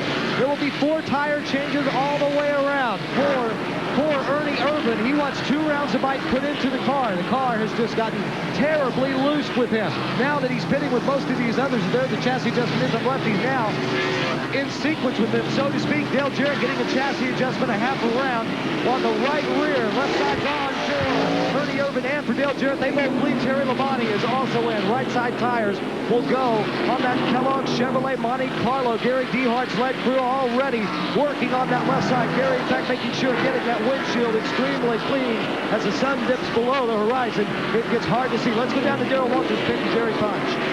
After this round of pit stop, DW was the leader, but he is on pit road, headed for his pits. And Darrell Waltrip trying to make it 2 weeks in a row. 2 top 10 finishes after a strong 8th place running at Martinsville, Virginia last week. Pete Peterson and company now. Jack the right side of the car up, right rear tire off. That's Scott Houston, Tommy Houston's oldest son, taking the right rear off. They have the car full of fuel. They scamper to the left side. 1 pump, 2 pumps from the Jack. The Western Autos Chevrolet in the air. Left front, and now left rear tires are on. Fastening 1, 2, 3, 4, 5 lug nuts. Getting it down and away a little over 20 seconds. Bobby Hamilton remains on pit road, but look at this. Here is Ernie Irvin and Ricky Rudd with Elton Sawyer. And that would be to put Ernie a lap down. So he will fight as hard as he possibly can to stay in the lead lap. Ricky Rudd is the leader of the race. Dale Jarrett is second, and Ernie Irvin just ahead of the leader, possibly about to go a lap down. We'll be right back.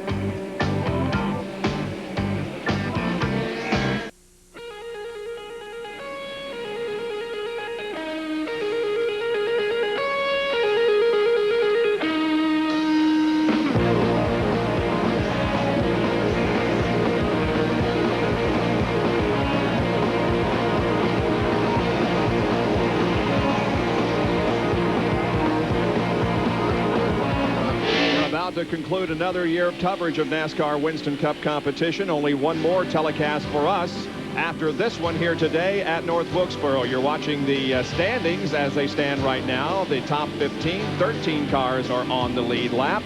There are the other remaining cars that are still out there. Everybody is still running as 276 laps have been completed. We'll take another break and be right back.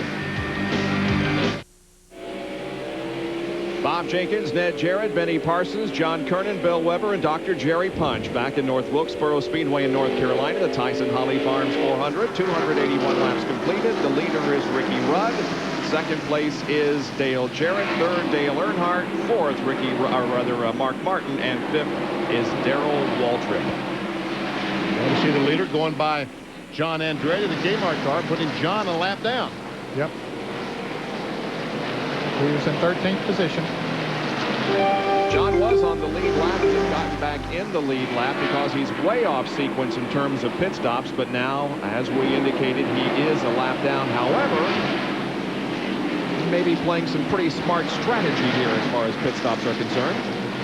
Well, he can certainly make it with one more stop. He'll be able to stop one more time, and the leader's going to stop one more time as well. So it depends on how the tire situation works out. Right now, Ernie Irvin in the 88 car right in front of the leader, Ricky Rudd.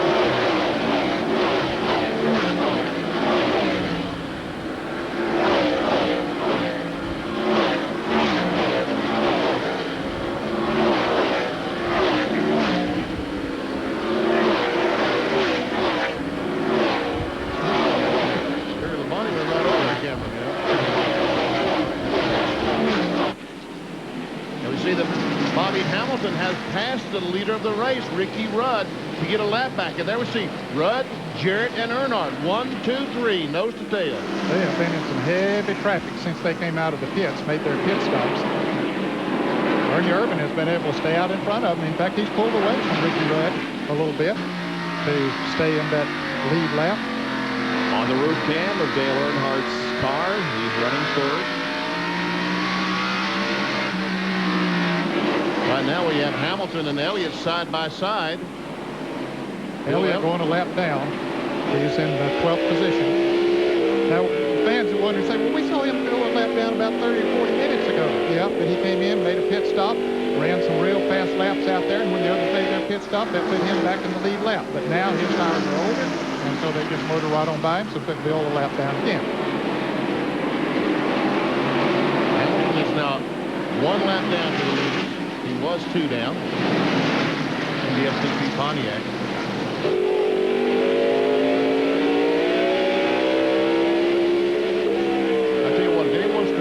concerned about Ernie Irvin's eyesight.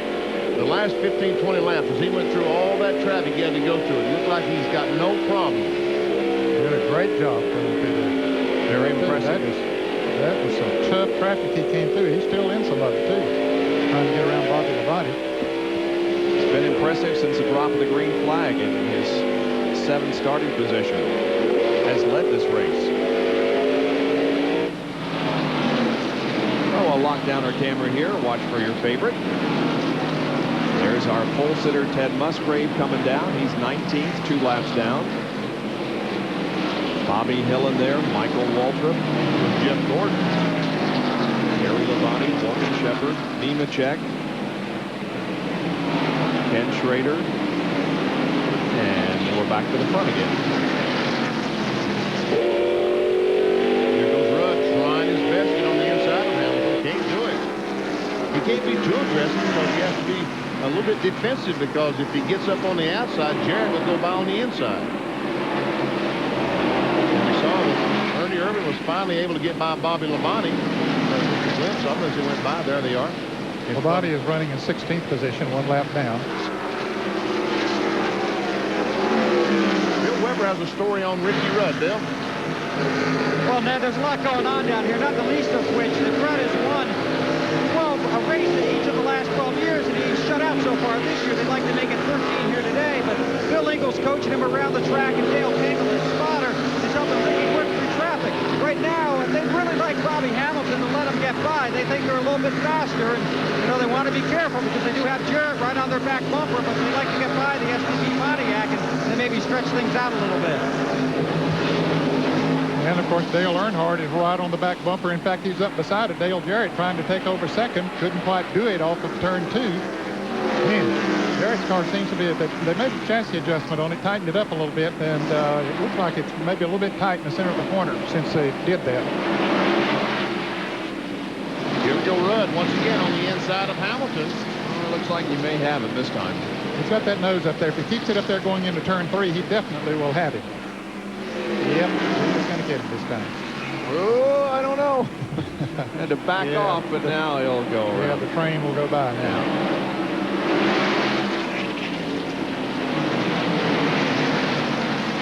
Jarrett comes by Hamilton also, and now Dale Earnhardt, 1st, 2nd, and 3rd. That puts Hamilton 2 laps down in 17th position. There you see Rich Bickle making a pit stop. He was early, or has been early in the sequence all afternoon long. He's running in 23rd position.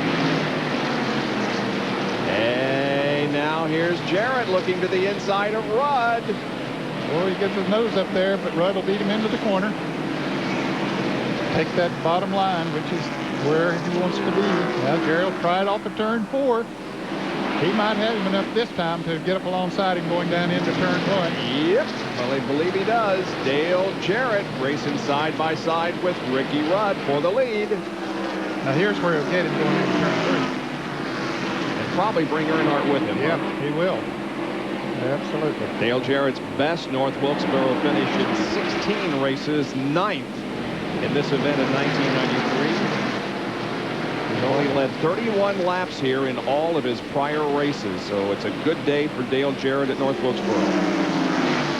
You know, Ned, I think that Dale was just a little bit ago when Earnhardt came up and pressured him, and he saw that Ricky Rudd could not go anyplace because he was behind the 43. I think Dale was just kind of riding there, saving those tires and just waiting for that opportunity. Meanwhile, here we see Ernie Irvin in the 88 car going by the 25 of Schrader.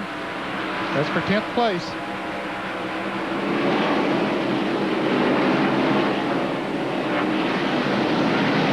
John Kernan is with Robert Yates. Well, Robert, both of your cars having a great run out there this afternoon, but in particular, Ernie Irvin, his first race back. What's he been saying to you on the radio? Well, I think we just got a little bit out of sync on tires. You know, you run about 10 laps longer, and it probably wasn't a hot tip, but maybe we're a little late on adjusting it. The last adjustment seems to be better. Just be nice to get a little further ahead of those leaders. All right, that's Robert Yates, owner and also Ernie Irvin's crew chief for today. Well, Ernie Irvin having a great day, moved up into 10th position. but Dale Jarrett, his teammate, is the leader of the race over Dale Earnhardt, Ricky Rudd, Mark Martin, and Darrell Waltrip. Less than 100 laps to go as King Richard looks on North Wilkesboro. At North Wilkesboro, North Carolina, it's the Tyson Holly Farms 400. There is the leader of the event, Dale Jarrett. Dale Earnhardt is second, then Ricky Rudd, Mark Martin, Darrell Waltrip, Rusty Wallace, Terry Labonte, and Jeff Gordon, who is 8th. So Jeff Gordon is doing right now what he has to do to win the NASCAR Winston Cup Championship. Jeff Gordon is currently in 8th position. Remember, if he has a 10th place finish or better the rest of the year, regardless of what Dale Earnhardt does, he will win the NASCAR Winston Cup Championship for 1995. And we see Dale Jarrett. Some pretty heavy traffic. All these cars are stopping. Here comes Earnhardt on that preferred line on the inside. He has called Jarrett. Yeah, Dale Jarrett had pulled away a good bit from Dale Earnhardt, but once he got those cars started getting by, now Earnhardt's going for the lead. Trying it off of corner 2. Didn't have any success, however. In fact, maybe lost a car length or 2. Yeah, it's tough to get traction from down that bottom side of that racetrack. You don't have the car pointed the way you need to point it out towards the wall. Of course, Jarrett was out there, so Earnhardt could not get the line off the turn that he needed to get the traction. Now again, if Dale Earnhardt has to win all the remaining races in order to overtake Jeff Gordon and win the championship, if Jeff finishes below 10, one thing that Dale has to do is lead the most laps of every race, and he will not do that. He has led 5 laps, but Dale Jarrett right now is the driver who has led the most laps, 81. Mark Martin has led 70, Ricky Rudd 58. There's the first and second place car. There's Rudd third place. And look, there is Mark Martin in 4th place. He's gaining on him. Yes, he is, Benny. I think he's the fastest car on the racetrack. And Darrell Waltrip also running strong. Waltrip back in 5th position. Here's an on-track interval, laps 309 to 313. From Jarrett back to 5th place Waltrip. It was 5.6 seconds on lap 309, and that was reduced by 1.3 seconds on lap 313. Consistently faster for Darrell Waltrip. And again, that may be a reflection of traffic. Well, that 21.3 obviously was in traffic. But old DW got a great run going today. Waltrip, a 10-time winner here at North Wilkesboro. He has led, or rather won the spring race on 4 different occasions and won this race on 6 different occasions, the most recent in 1986. And you wonder, why is traffic such a problem today? Bob, you mentioned just a moment ago, not one car. 36 cars started this race, and how many cars are still running, folks? 36. I mean, they're scattered all around this racetrack. There has only been 1 race in Winston Cup history that all cars were running at the end, and that was at Nashville in May of '59. Wow. We see Ernie Irvin was about to be lapped when we started the sequence right after the pit stop. Yeah, he's pulled away from the 28 car, and Mark Martin has just taken over 3rd from Ricky Rudd. So Mark Martin is still on the move. But yes, Ernie has moved away from Dale Jarrett. Ooh, almost 3 wide there. Bickle had to back out. We see Elliott has been in the pits from McDonald's Ford, has those fresh tires on. Yep, he's being shown 3 laps down now in 19th position. He's out of sequence with the leaders as far as pit stops are concerned. And we see Mark Martin by Rudd. Mark in 3rd now. He started outside the front row alongside his teammate Ted Musgrave, who was the pole sitter. But Musgrave is back in 22nd, 4 laps down. And Mark Martin is coming in a hurry. 77 laps to go in the Tyson Holly Farms 400. We should be seeing another round of pit stops before too long. Stay with us.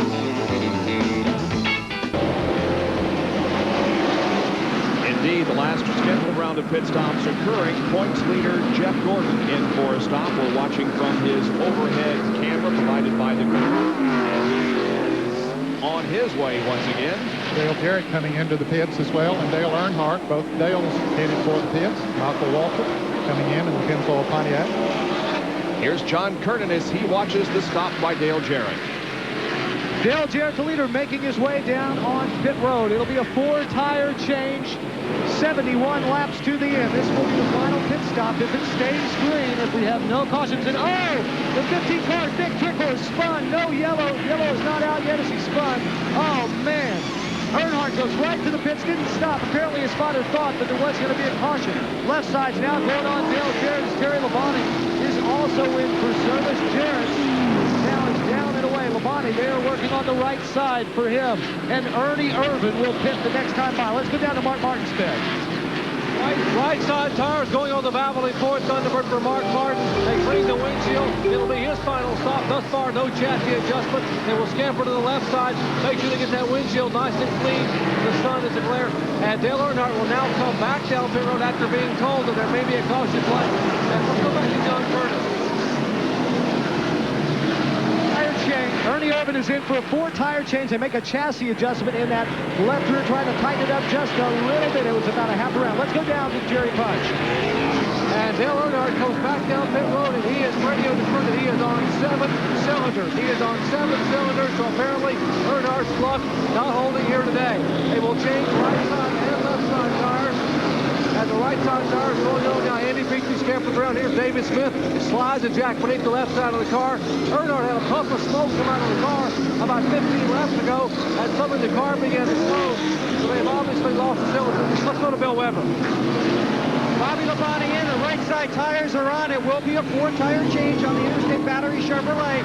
Some of these teams thought about making 2-tire changes and then decided not to. So 4 tires for Bobby. The left sides are now completed, and he takes off looking out for Bobby Hamilton. STP Pontiac coming down pit road for what should be its final stop as they stand here, and Robbie Loomis and company will work on Bobby Hamilton's Pontiac, trying to continue the streak of 3 consecutive top 5 finishes. They're going to have to hustle some to get it done today. They have not been able to lead lap the last 70 laps. Right side tires are on. Now left side lug nuts come off. 1 pump, 2 pumps. The car's up on the left side. They finally get it full of fuel. Left side lugs are on, and they hold it. Comes up about 20.6 seconds. Well, that should complete the sequence, I believe. All of those who were up front have come in. But boy, did Dale Earnhardt get hurt on that deal. Oh, yeah, he's almost a lap down. He really got killed. Let's say he is a lap down. He's almost 2 laps down. Almost 2 laps down. Wow. There's some spilled fuel in Dale Earnhardt's pit. And Bill can update us on the 2 and the 10, Bill.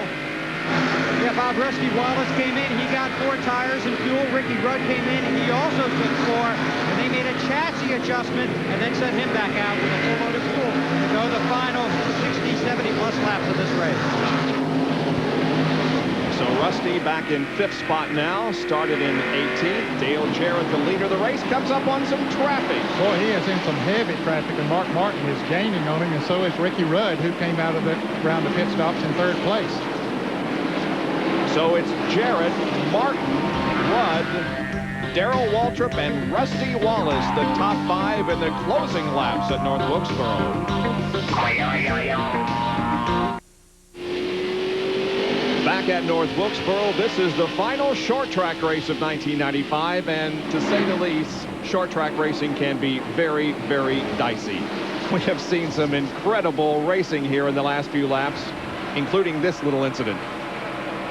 Wow. Dale was trying to go by the 26 car, the 11 of Brett Bodine, and there we see Kenny Schrader getting by. Now some contact down at turn 1. And the 6 car had to stand on the brakes, and here we go, battle for the lead. This is live. Mark Martin is going to the inside of Dale Jarrett down the straightaway. Martin has the lead, temporarily at least, and he'll get it now. Yeah, he'll get it now coming off the turn. And Ricky Rudd has caught up with him while there's all of that traffic. And 4th place is Darrell Waltrip. And he's about a turn behind them. He was coming into turn 3 when they were coming out of turn 4. There he is, just ahead of Bobby Labonte.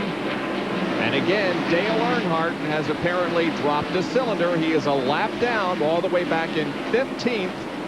And Jeff Gordon is in 6th. Darrell Waltrip at North Wilkesboro, 42 starts, 10 wins, 26 top 10 finishes, and he's got a top 5 going today. Ricky Rudd's on the inside of Jarrett, looking for that second spot. And then it looks like when you run behind traffic, when you're the leader and have to work that traffic, you just overwork those tires. Yeah, I think Dale got frustrated when he was running through that traffic there a while ago. He needs to settle himself down a little bit now and get his rhythm back. And race is a long way from over. We've got a little more than 50 laps to go.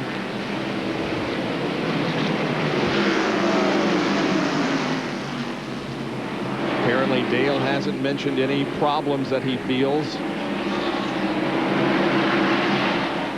Tire rub or anything of that kind. He had an opportunity for it because he got sure rubbed pretty tight with several cars during that little melee in the traffic. So we're looking back now from the leader, Mark Martin, on to second place, Ricky Rudd. Our finish line shot as the cars sail by. Ken Schrader is the last car on the lead lap in 9th position, and Mark Martin is just about to drop him a lap down. So when he does, we will have 8 cars on the lead lap, and then Ernie Irvan would be the last on the lead lap. Never see Jeff go down the Exide Batteries car. Some of our spotters are telling us that he is one of the fastest cars on the racetrack right now. He is a lap down to the leaders, but he's running with his brother. Brett is just ahead of him. Brett is 23rd, 5 laps down. Folks, if you say to yourself, I've never seen traffic this bad in my life, you're right. You have never seen traffic this bad in your life because you've never seen every car running at this stage of the race. Yeah, we got less than 50 laps to go, and every car is still running. You've never driven on the Long Island Expressway, have you, Vinny? Well, yeah, that. That's traffic. I mean, you're talking about traffic at 0 miles an hour. And there we see Rusty Wallace going by 17, so Rusty on the move. This is the battle for 4th. Yeah, Rusty has it. Wallace, believe it or not, has not led a lap today. We have had 13 different leaders, but Rusty not among them. He did start 18th. He's been as high as 2nd, and he's currently running in 4th.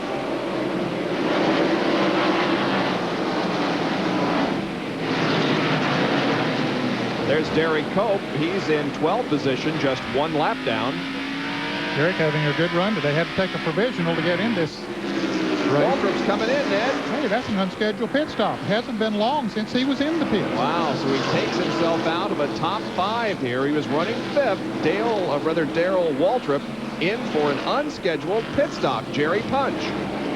Bob, unfortunately, he radioed he had the tire going down, so he had no choice. He had to come down pit road. So the 10-time winner at Wilkesboro won't get his 11th win today. They think it may be a left rear. They're going to change both left side tires as Pete Peterson and the crew also go to work.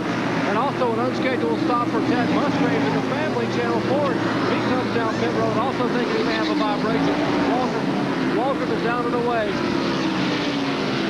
It was an 11.9-second pit stop for Darrell Waltrip, but although that doesn't sound like very much, it was very costly. They're still changing the right side tires on Ted Musgrave as we watch the action on the racetrack. Now Ted is out there once again. So 2 unscheduled pit stops here by Darrell Waltrip and Ted Musgrave. The order remains the same. Martin Rudd, Jared Wallace, and Terry Labonte. We'll be right back.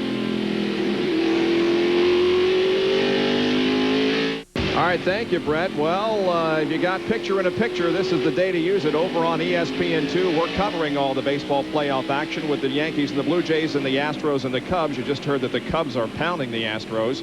And following our race here, and we're going to be concluded before too long, we'll have the rest of the playoff question marks answered. So stay with us and ESPN2 for the baseball playoffs. Ooh! Oh, and Dale Jarrett spins. Hutton Strickland got into him going into turn 1. And caution, they haven't thrown it yet, but now they have. And only for the 2nd time this afternoon, the caution comes out on North Wilkesboro, and it's for Dale Jarrett. John? Well, I talked to Larry McReynolds a little bit ago, and Larry told me that after the contact was made out there on the racetrack, that Dale had radioed in and told him the car does not want to turn at all. He thinks he may have had some contact with that left front tire and may have knocked the toe out of adjustment. But Dale Jarrett doing a marvelous job just trying to drive with the car not wanting to turn. He was hanging in there in third place until he gets spun here. That might have been that contact with Brett go down. Remember that we saw just a moment ago, or several laps ago, that contact. Yep. And Dale Earnhardt and the 88 car of Ernie Irvin both saved a lap. Now, Earnhardt is still a lap down. Ernie is in the lead lap in the 88. And Mark Martin and Ricky Rudd and Rusty Wallace come in for pit stops. So did the others on the lead lap. Yeah, this is going to be a break for Bill Elliott. He had made, he was about ready to make a pit stop. Okay, let's go to the pits. Bill Weber. Right side tires are on for Rudd, around to the left side. Same for Rusty Wallace. Jacking up the car, waiting for the drop. The jack has tightened the left rear, and the tie car's way down pit road. The 24 car of Jeff Gordon is in for a stop. Here's Jerry. Well, Mark Martin is in. He's changed right and left side tires. Likewise, Jeff Gordon is in. He's already changed right side tires. They changed the left side tires on the DuPont Chevy, and he still sits on the car. The other car is dropped, and he's headed back to turn 1. Man, I'm telling you, we just about had a crash as the cars came off pit road. The stop sign was up for the cars to let all the cars on the racetrack go by, and about 5 of them were sitting there. And I think it was Terry Labonte almost ran into the back of them. And here's Derek Cope's pit stop. Brad Parrott wearing the crew cam as they go to the left side of the car and change the tires on the straight arrow main and tail car. And Derek moving back out onto the racetrack. I thought Brad was running back towards the corner. I did too. I wondered what was going on. Here's a traffic jam. Now, several cars had stopped down there observing the stoplight, but it went green, and Jeff Gordon was at full speed, and so he apparently is going to go ahead of all those cars. Dale Earnhardt is in. As Benny mentioned, he's still a lap down in 12th position. Jerry punches there. Well, they've already changed right side tires. They're changing left side tires, as Waltrip has also been in and out. And let's go back up to Bill Weber. Bill? They brought Ricky Rudd back in to tighten one lug nut. We've seen this problem all day. We knew it was coming when they went to 2 guns. This team is furious, but Rudd comes back in, gets one lug nut tightened, and probably will not win here today. We're under our second caution of the afternoon, and there are only 29 laps to go in the Tyson Holly Farms 400. We'll take a break and be back with the restart in just a moment. Less than a half a lap away from the restart of this race. Jeff Gordon didn't get away with blowing by all those cars that were stopped as they tried to exit the pits. Mark Martin is the leader of the race. Rusty Wallace second, then Jeff Gordon, followed by Terry Labonte and the 88 car of Ernie Irvin running 5th.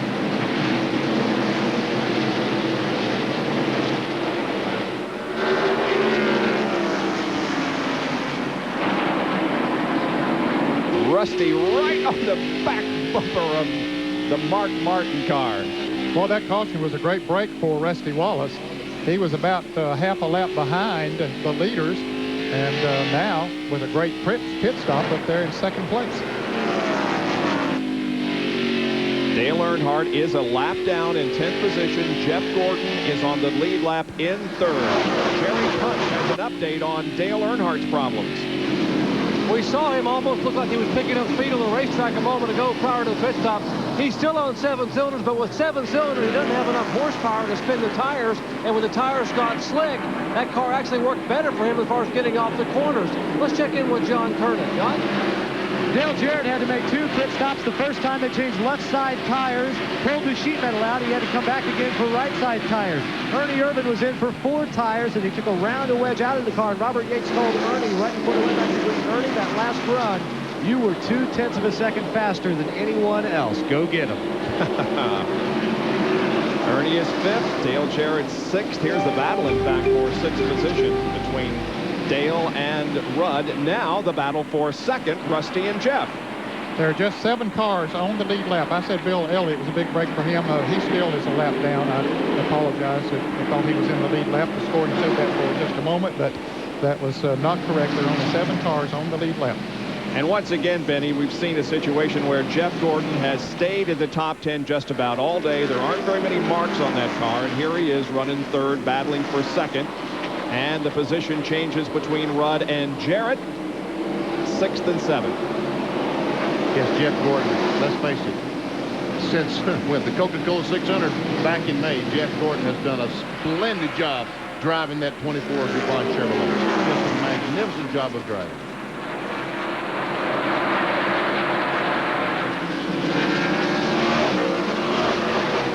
Rusty Wallace, the short track star, has finished in the top 10, 24 of the last 25 short track races, has a second going today. There is Sterling Marlin, who is right behind Jeff Gordon. Marlin, of course, third in the Winston Cup point standings, but today he's 2 laps down, 15th.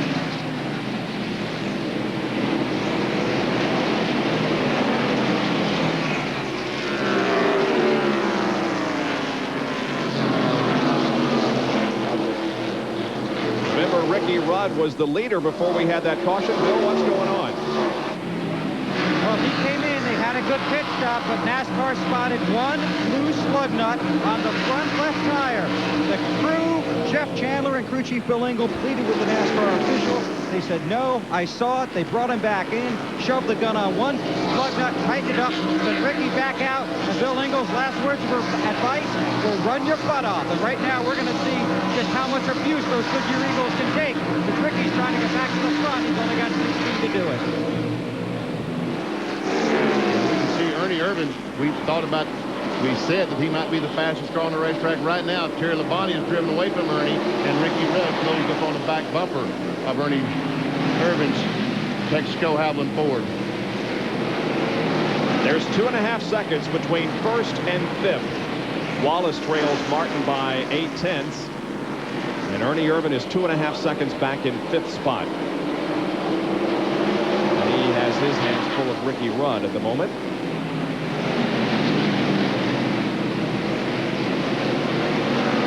Rudd really getting off of that second turn over there a lot better than Ernie is right now.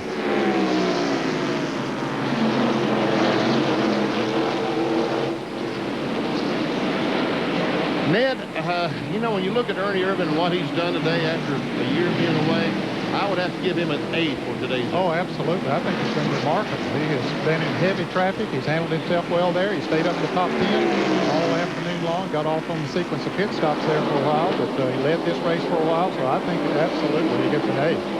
I think it's been an unbelievable performance. Were either of you guys ever in that situation where you were injured and had to lay off for a long time before making a comeback? No, I wasn't. I broke my back in 1965, but I didn't lay off.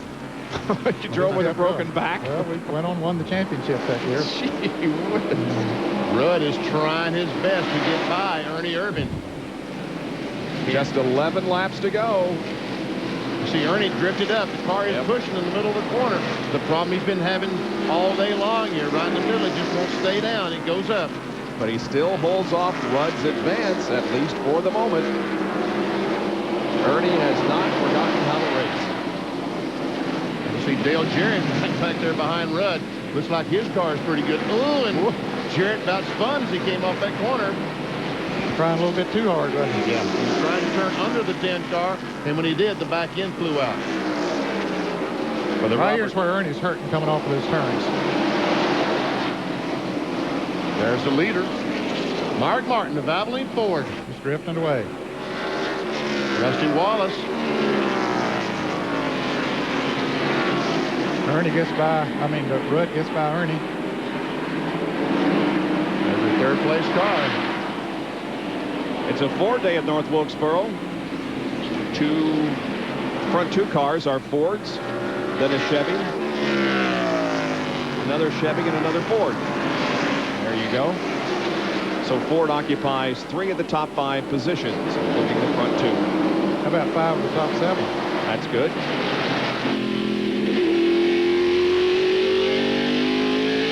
Back bumper of Mark Martin's Abilene Ford, looking back at Rusty Wallace, and you can see that Miller Genuine Draft Ford is getting smaller and smaller. Here we see a battle that's not for position. No. It's a battle, but not for position. Ken Schrader is a lap down in, or is he? No, he said this is a battle for position then, for 7. Okay, they were a little bit ago. The scoring was showing Schrader a lap down. Yeah, I just looked up a second ago and he showed him a lap down. All right. Well, it's Schrader now into 7th and Jarrett back to 8th. I think Jarrett got in too many skirmishes out on the racetrack with that Haviland Ford number 28, and it's just the handle's totally gone away on it. Now, Dale Earnhardt is a lap down, although he also goes to the inside. Passes Jarrett. Earnhardt is 9th, a lap down. So he will not accomplish today what he has to accomplish in order to win the NASCAR Winston Cup Championship, and Jeff Gordon is doing what he has to do by finishing now all of a sudden they put Earnhardt. No, he's a lap down. Yeah. We understand that Dale may have a tire going down. Dale Jarrett, right. Just 3 laps to go, so he'll probably ride it out.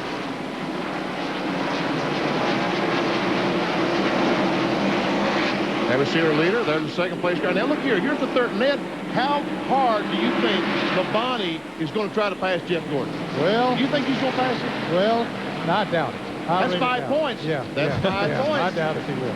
Let's see. Yep. Interesting to see. Here comes Mark Martin, by the way, off of corner 4, receiving the white flag. There's just a lap to go. Mark Martin on his final tour of the 5/8 at North Wilkesboro. And he started second and comes home a winner here this afternoon, becomes the 5th driver to win a short track race in 1995. It's his 5th short track win and his 17th career victory for Mark Martin, winner of the Tyson Holly Farms 400. And Jeff Gordon did finish 3rd, but I tell you what, Labonte almost passed him as he came down for the line. It was a great battle for that 3rd spot.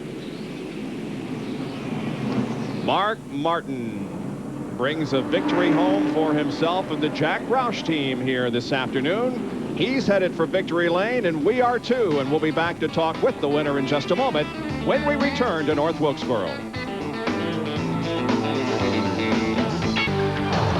ESPN Speed World coverage of the Tyson Holly Farms 400 is being brought to you by AC Delco Automotive Parts. AC Delco, it's like buying time. Chevrolet, one car company has won more races in the history of NASCAR, genuine Chevrolet.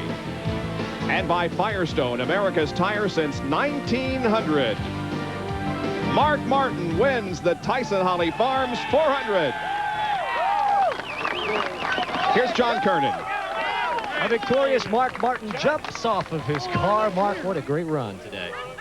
Hey, man, tell you, we don't run very good here. I don't know what happened today. We made a mistake, no question about it. I just got to credit this win to Valvoline, Cummins, Ford, and Goodyear for having a great tire, but most importantly, my pit crew. They had the stop that it took when it took it, put us out in front. It was awesome, you know. It really feels good to drive a winning race car. Now tell me a little bit more about your day that you had out there. How tough was it? I mean, it looked for a while like Dale Jarrett was going to get away from everybody. I can't tell you exactly what happened. We made a couple adjustments early, nothing major. And the last 3 times we put tires on, it felt like it was time to go, and the car was under me, and we went. And we steadily went to the front from the 3rd set on, you know, 3rd to go to the end there. I kind of saved it early because I always burn up the rear tires, you know. Today I was going to try to save it. The car was there. You could run it hard and it still would stay under me. So, you know, after about halfway, we started letting the hammer down. Well, they hammered down to victory lane. Let's go over to Dr. Jerry Punch. This is not victory lane, but you might really think it really could be for Ernie Irvin. Ernie, a big smile. Congratulations on an outstanding effort. I tell you, this is great. You know, everybody wonders why Ernie Irvin wanted to come back to racing. That's what it's all about. You know, I had a ball out there racing and racing with all my buddies and competitors and the people that have been so supportive and these fans. I mean, this is nothing more exciting than out here racing like this. If anyone had any questions about the eye, they were answered today. You were in tight traffic numerous times and just inched your way through and didn't touch a soul. I tell you, you know, everything seemed to be really good. You know, I have a lot of people to thank. I've thanked about 100 of them, but, you know, Robert and Larry, especially Texaco and Ford and everybody that's involved and, you know, Mac Tools, all the supporters of this race team. What's ahead for Ernie Irvin? Plans for Robert Yates as far as the rest of this year and next?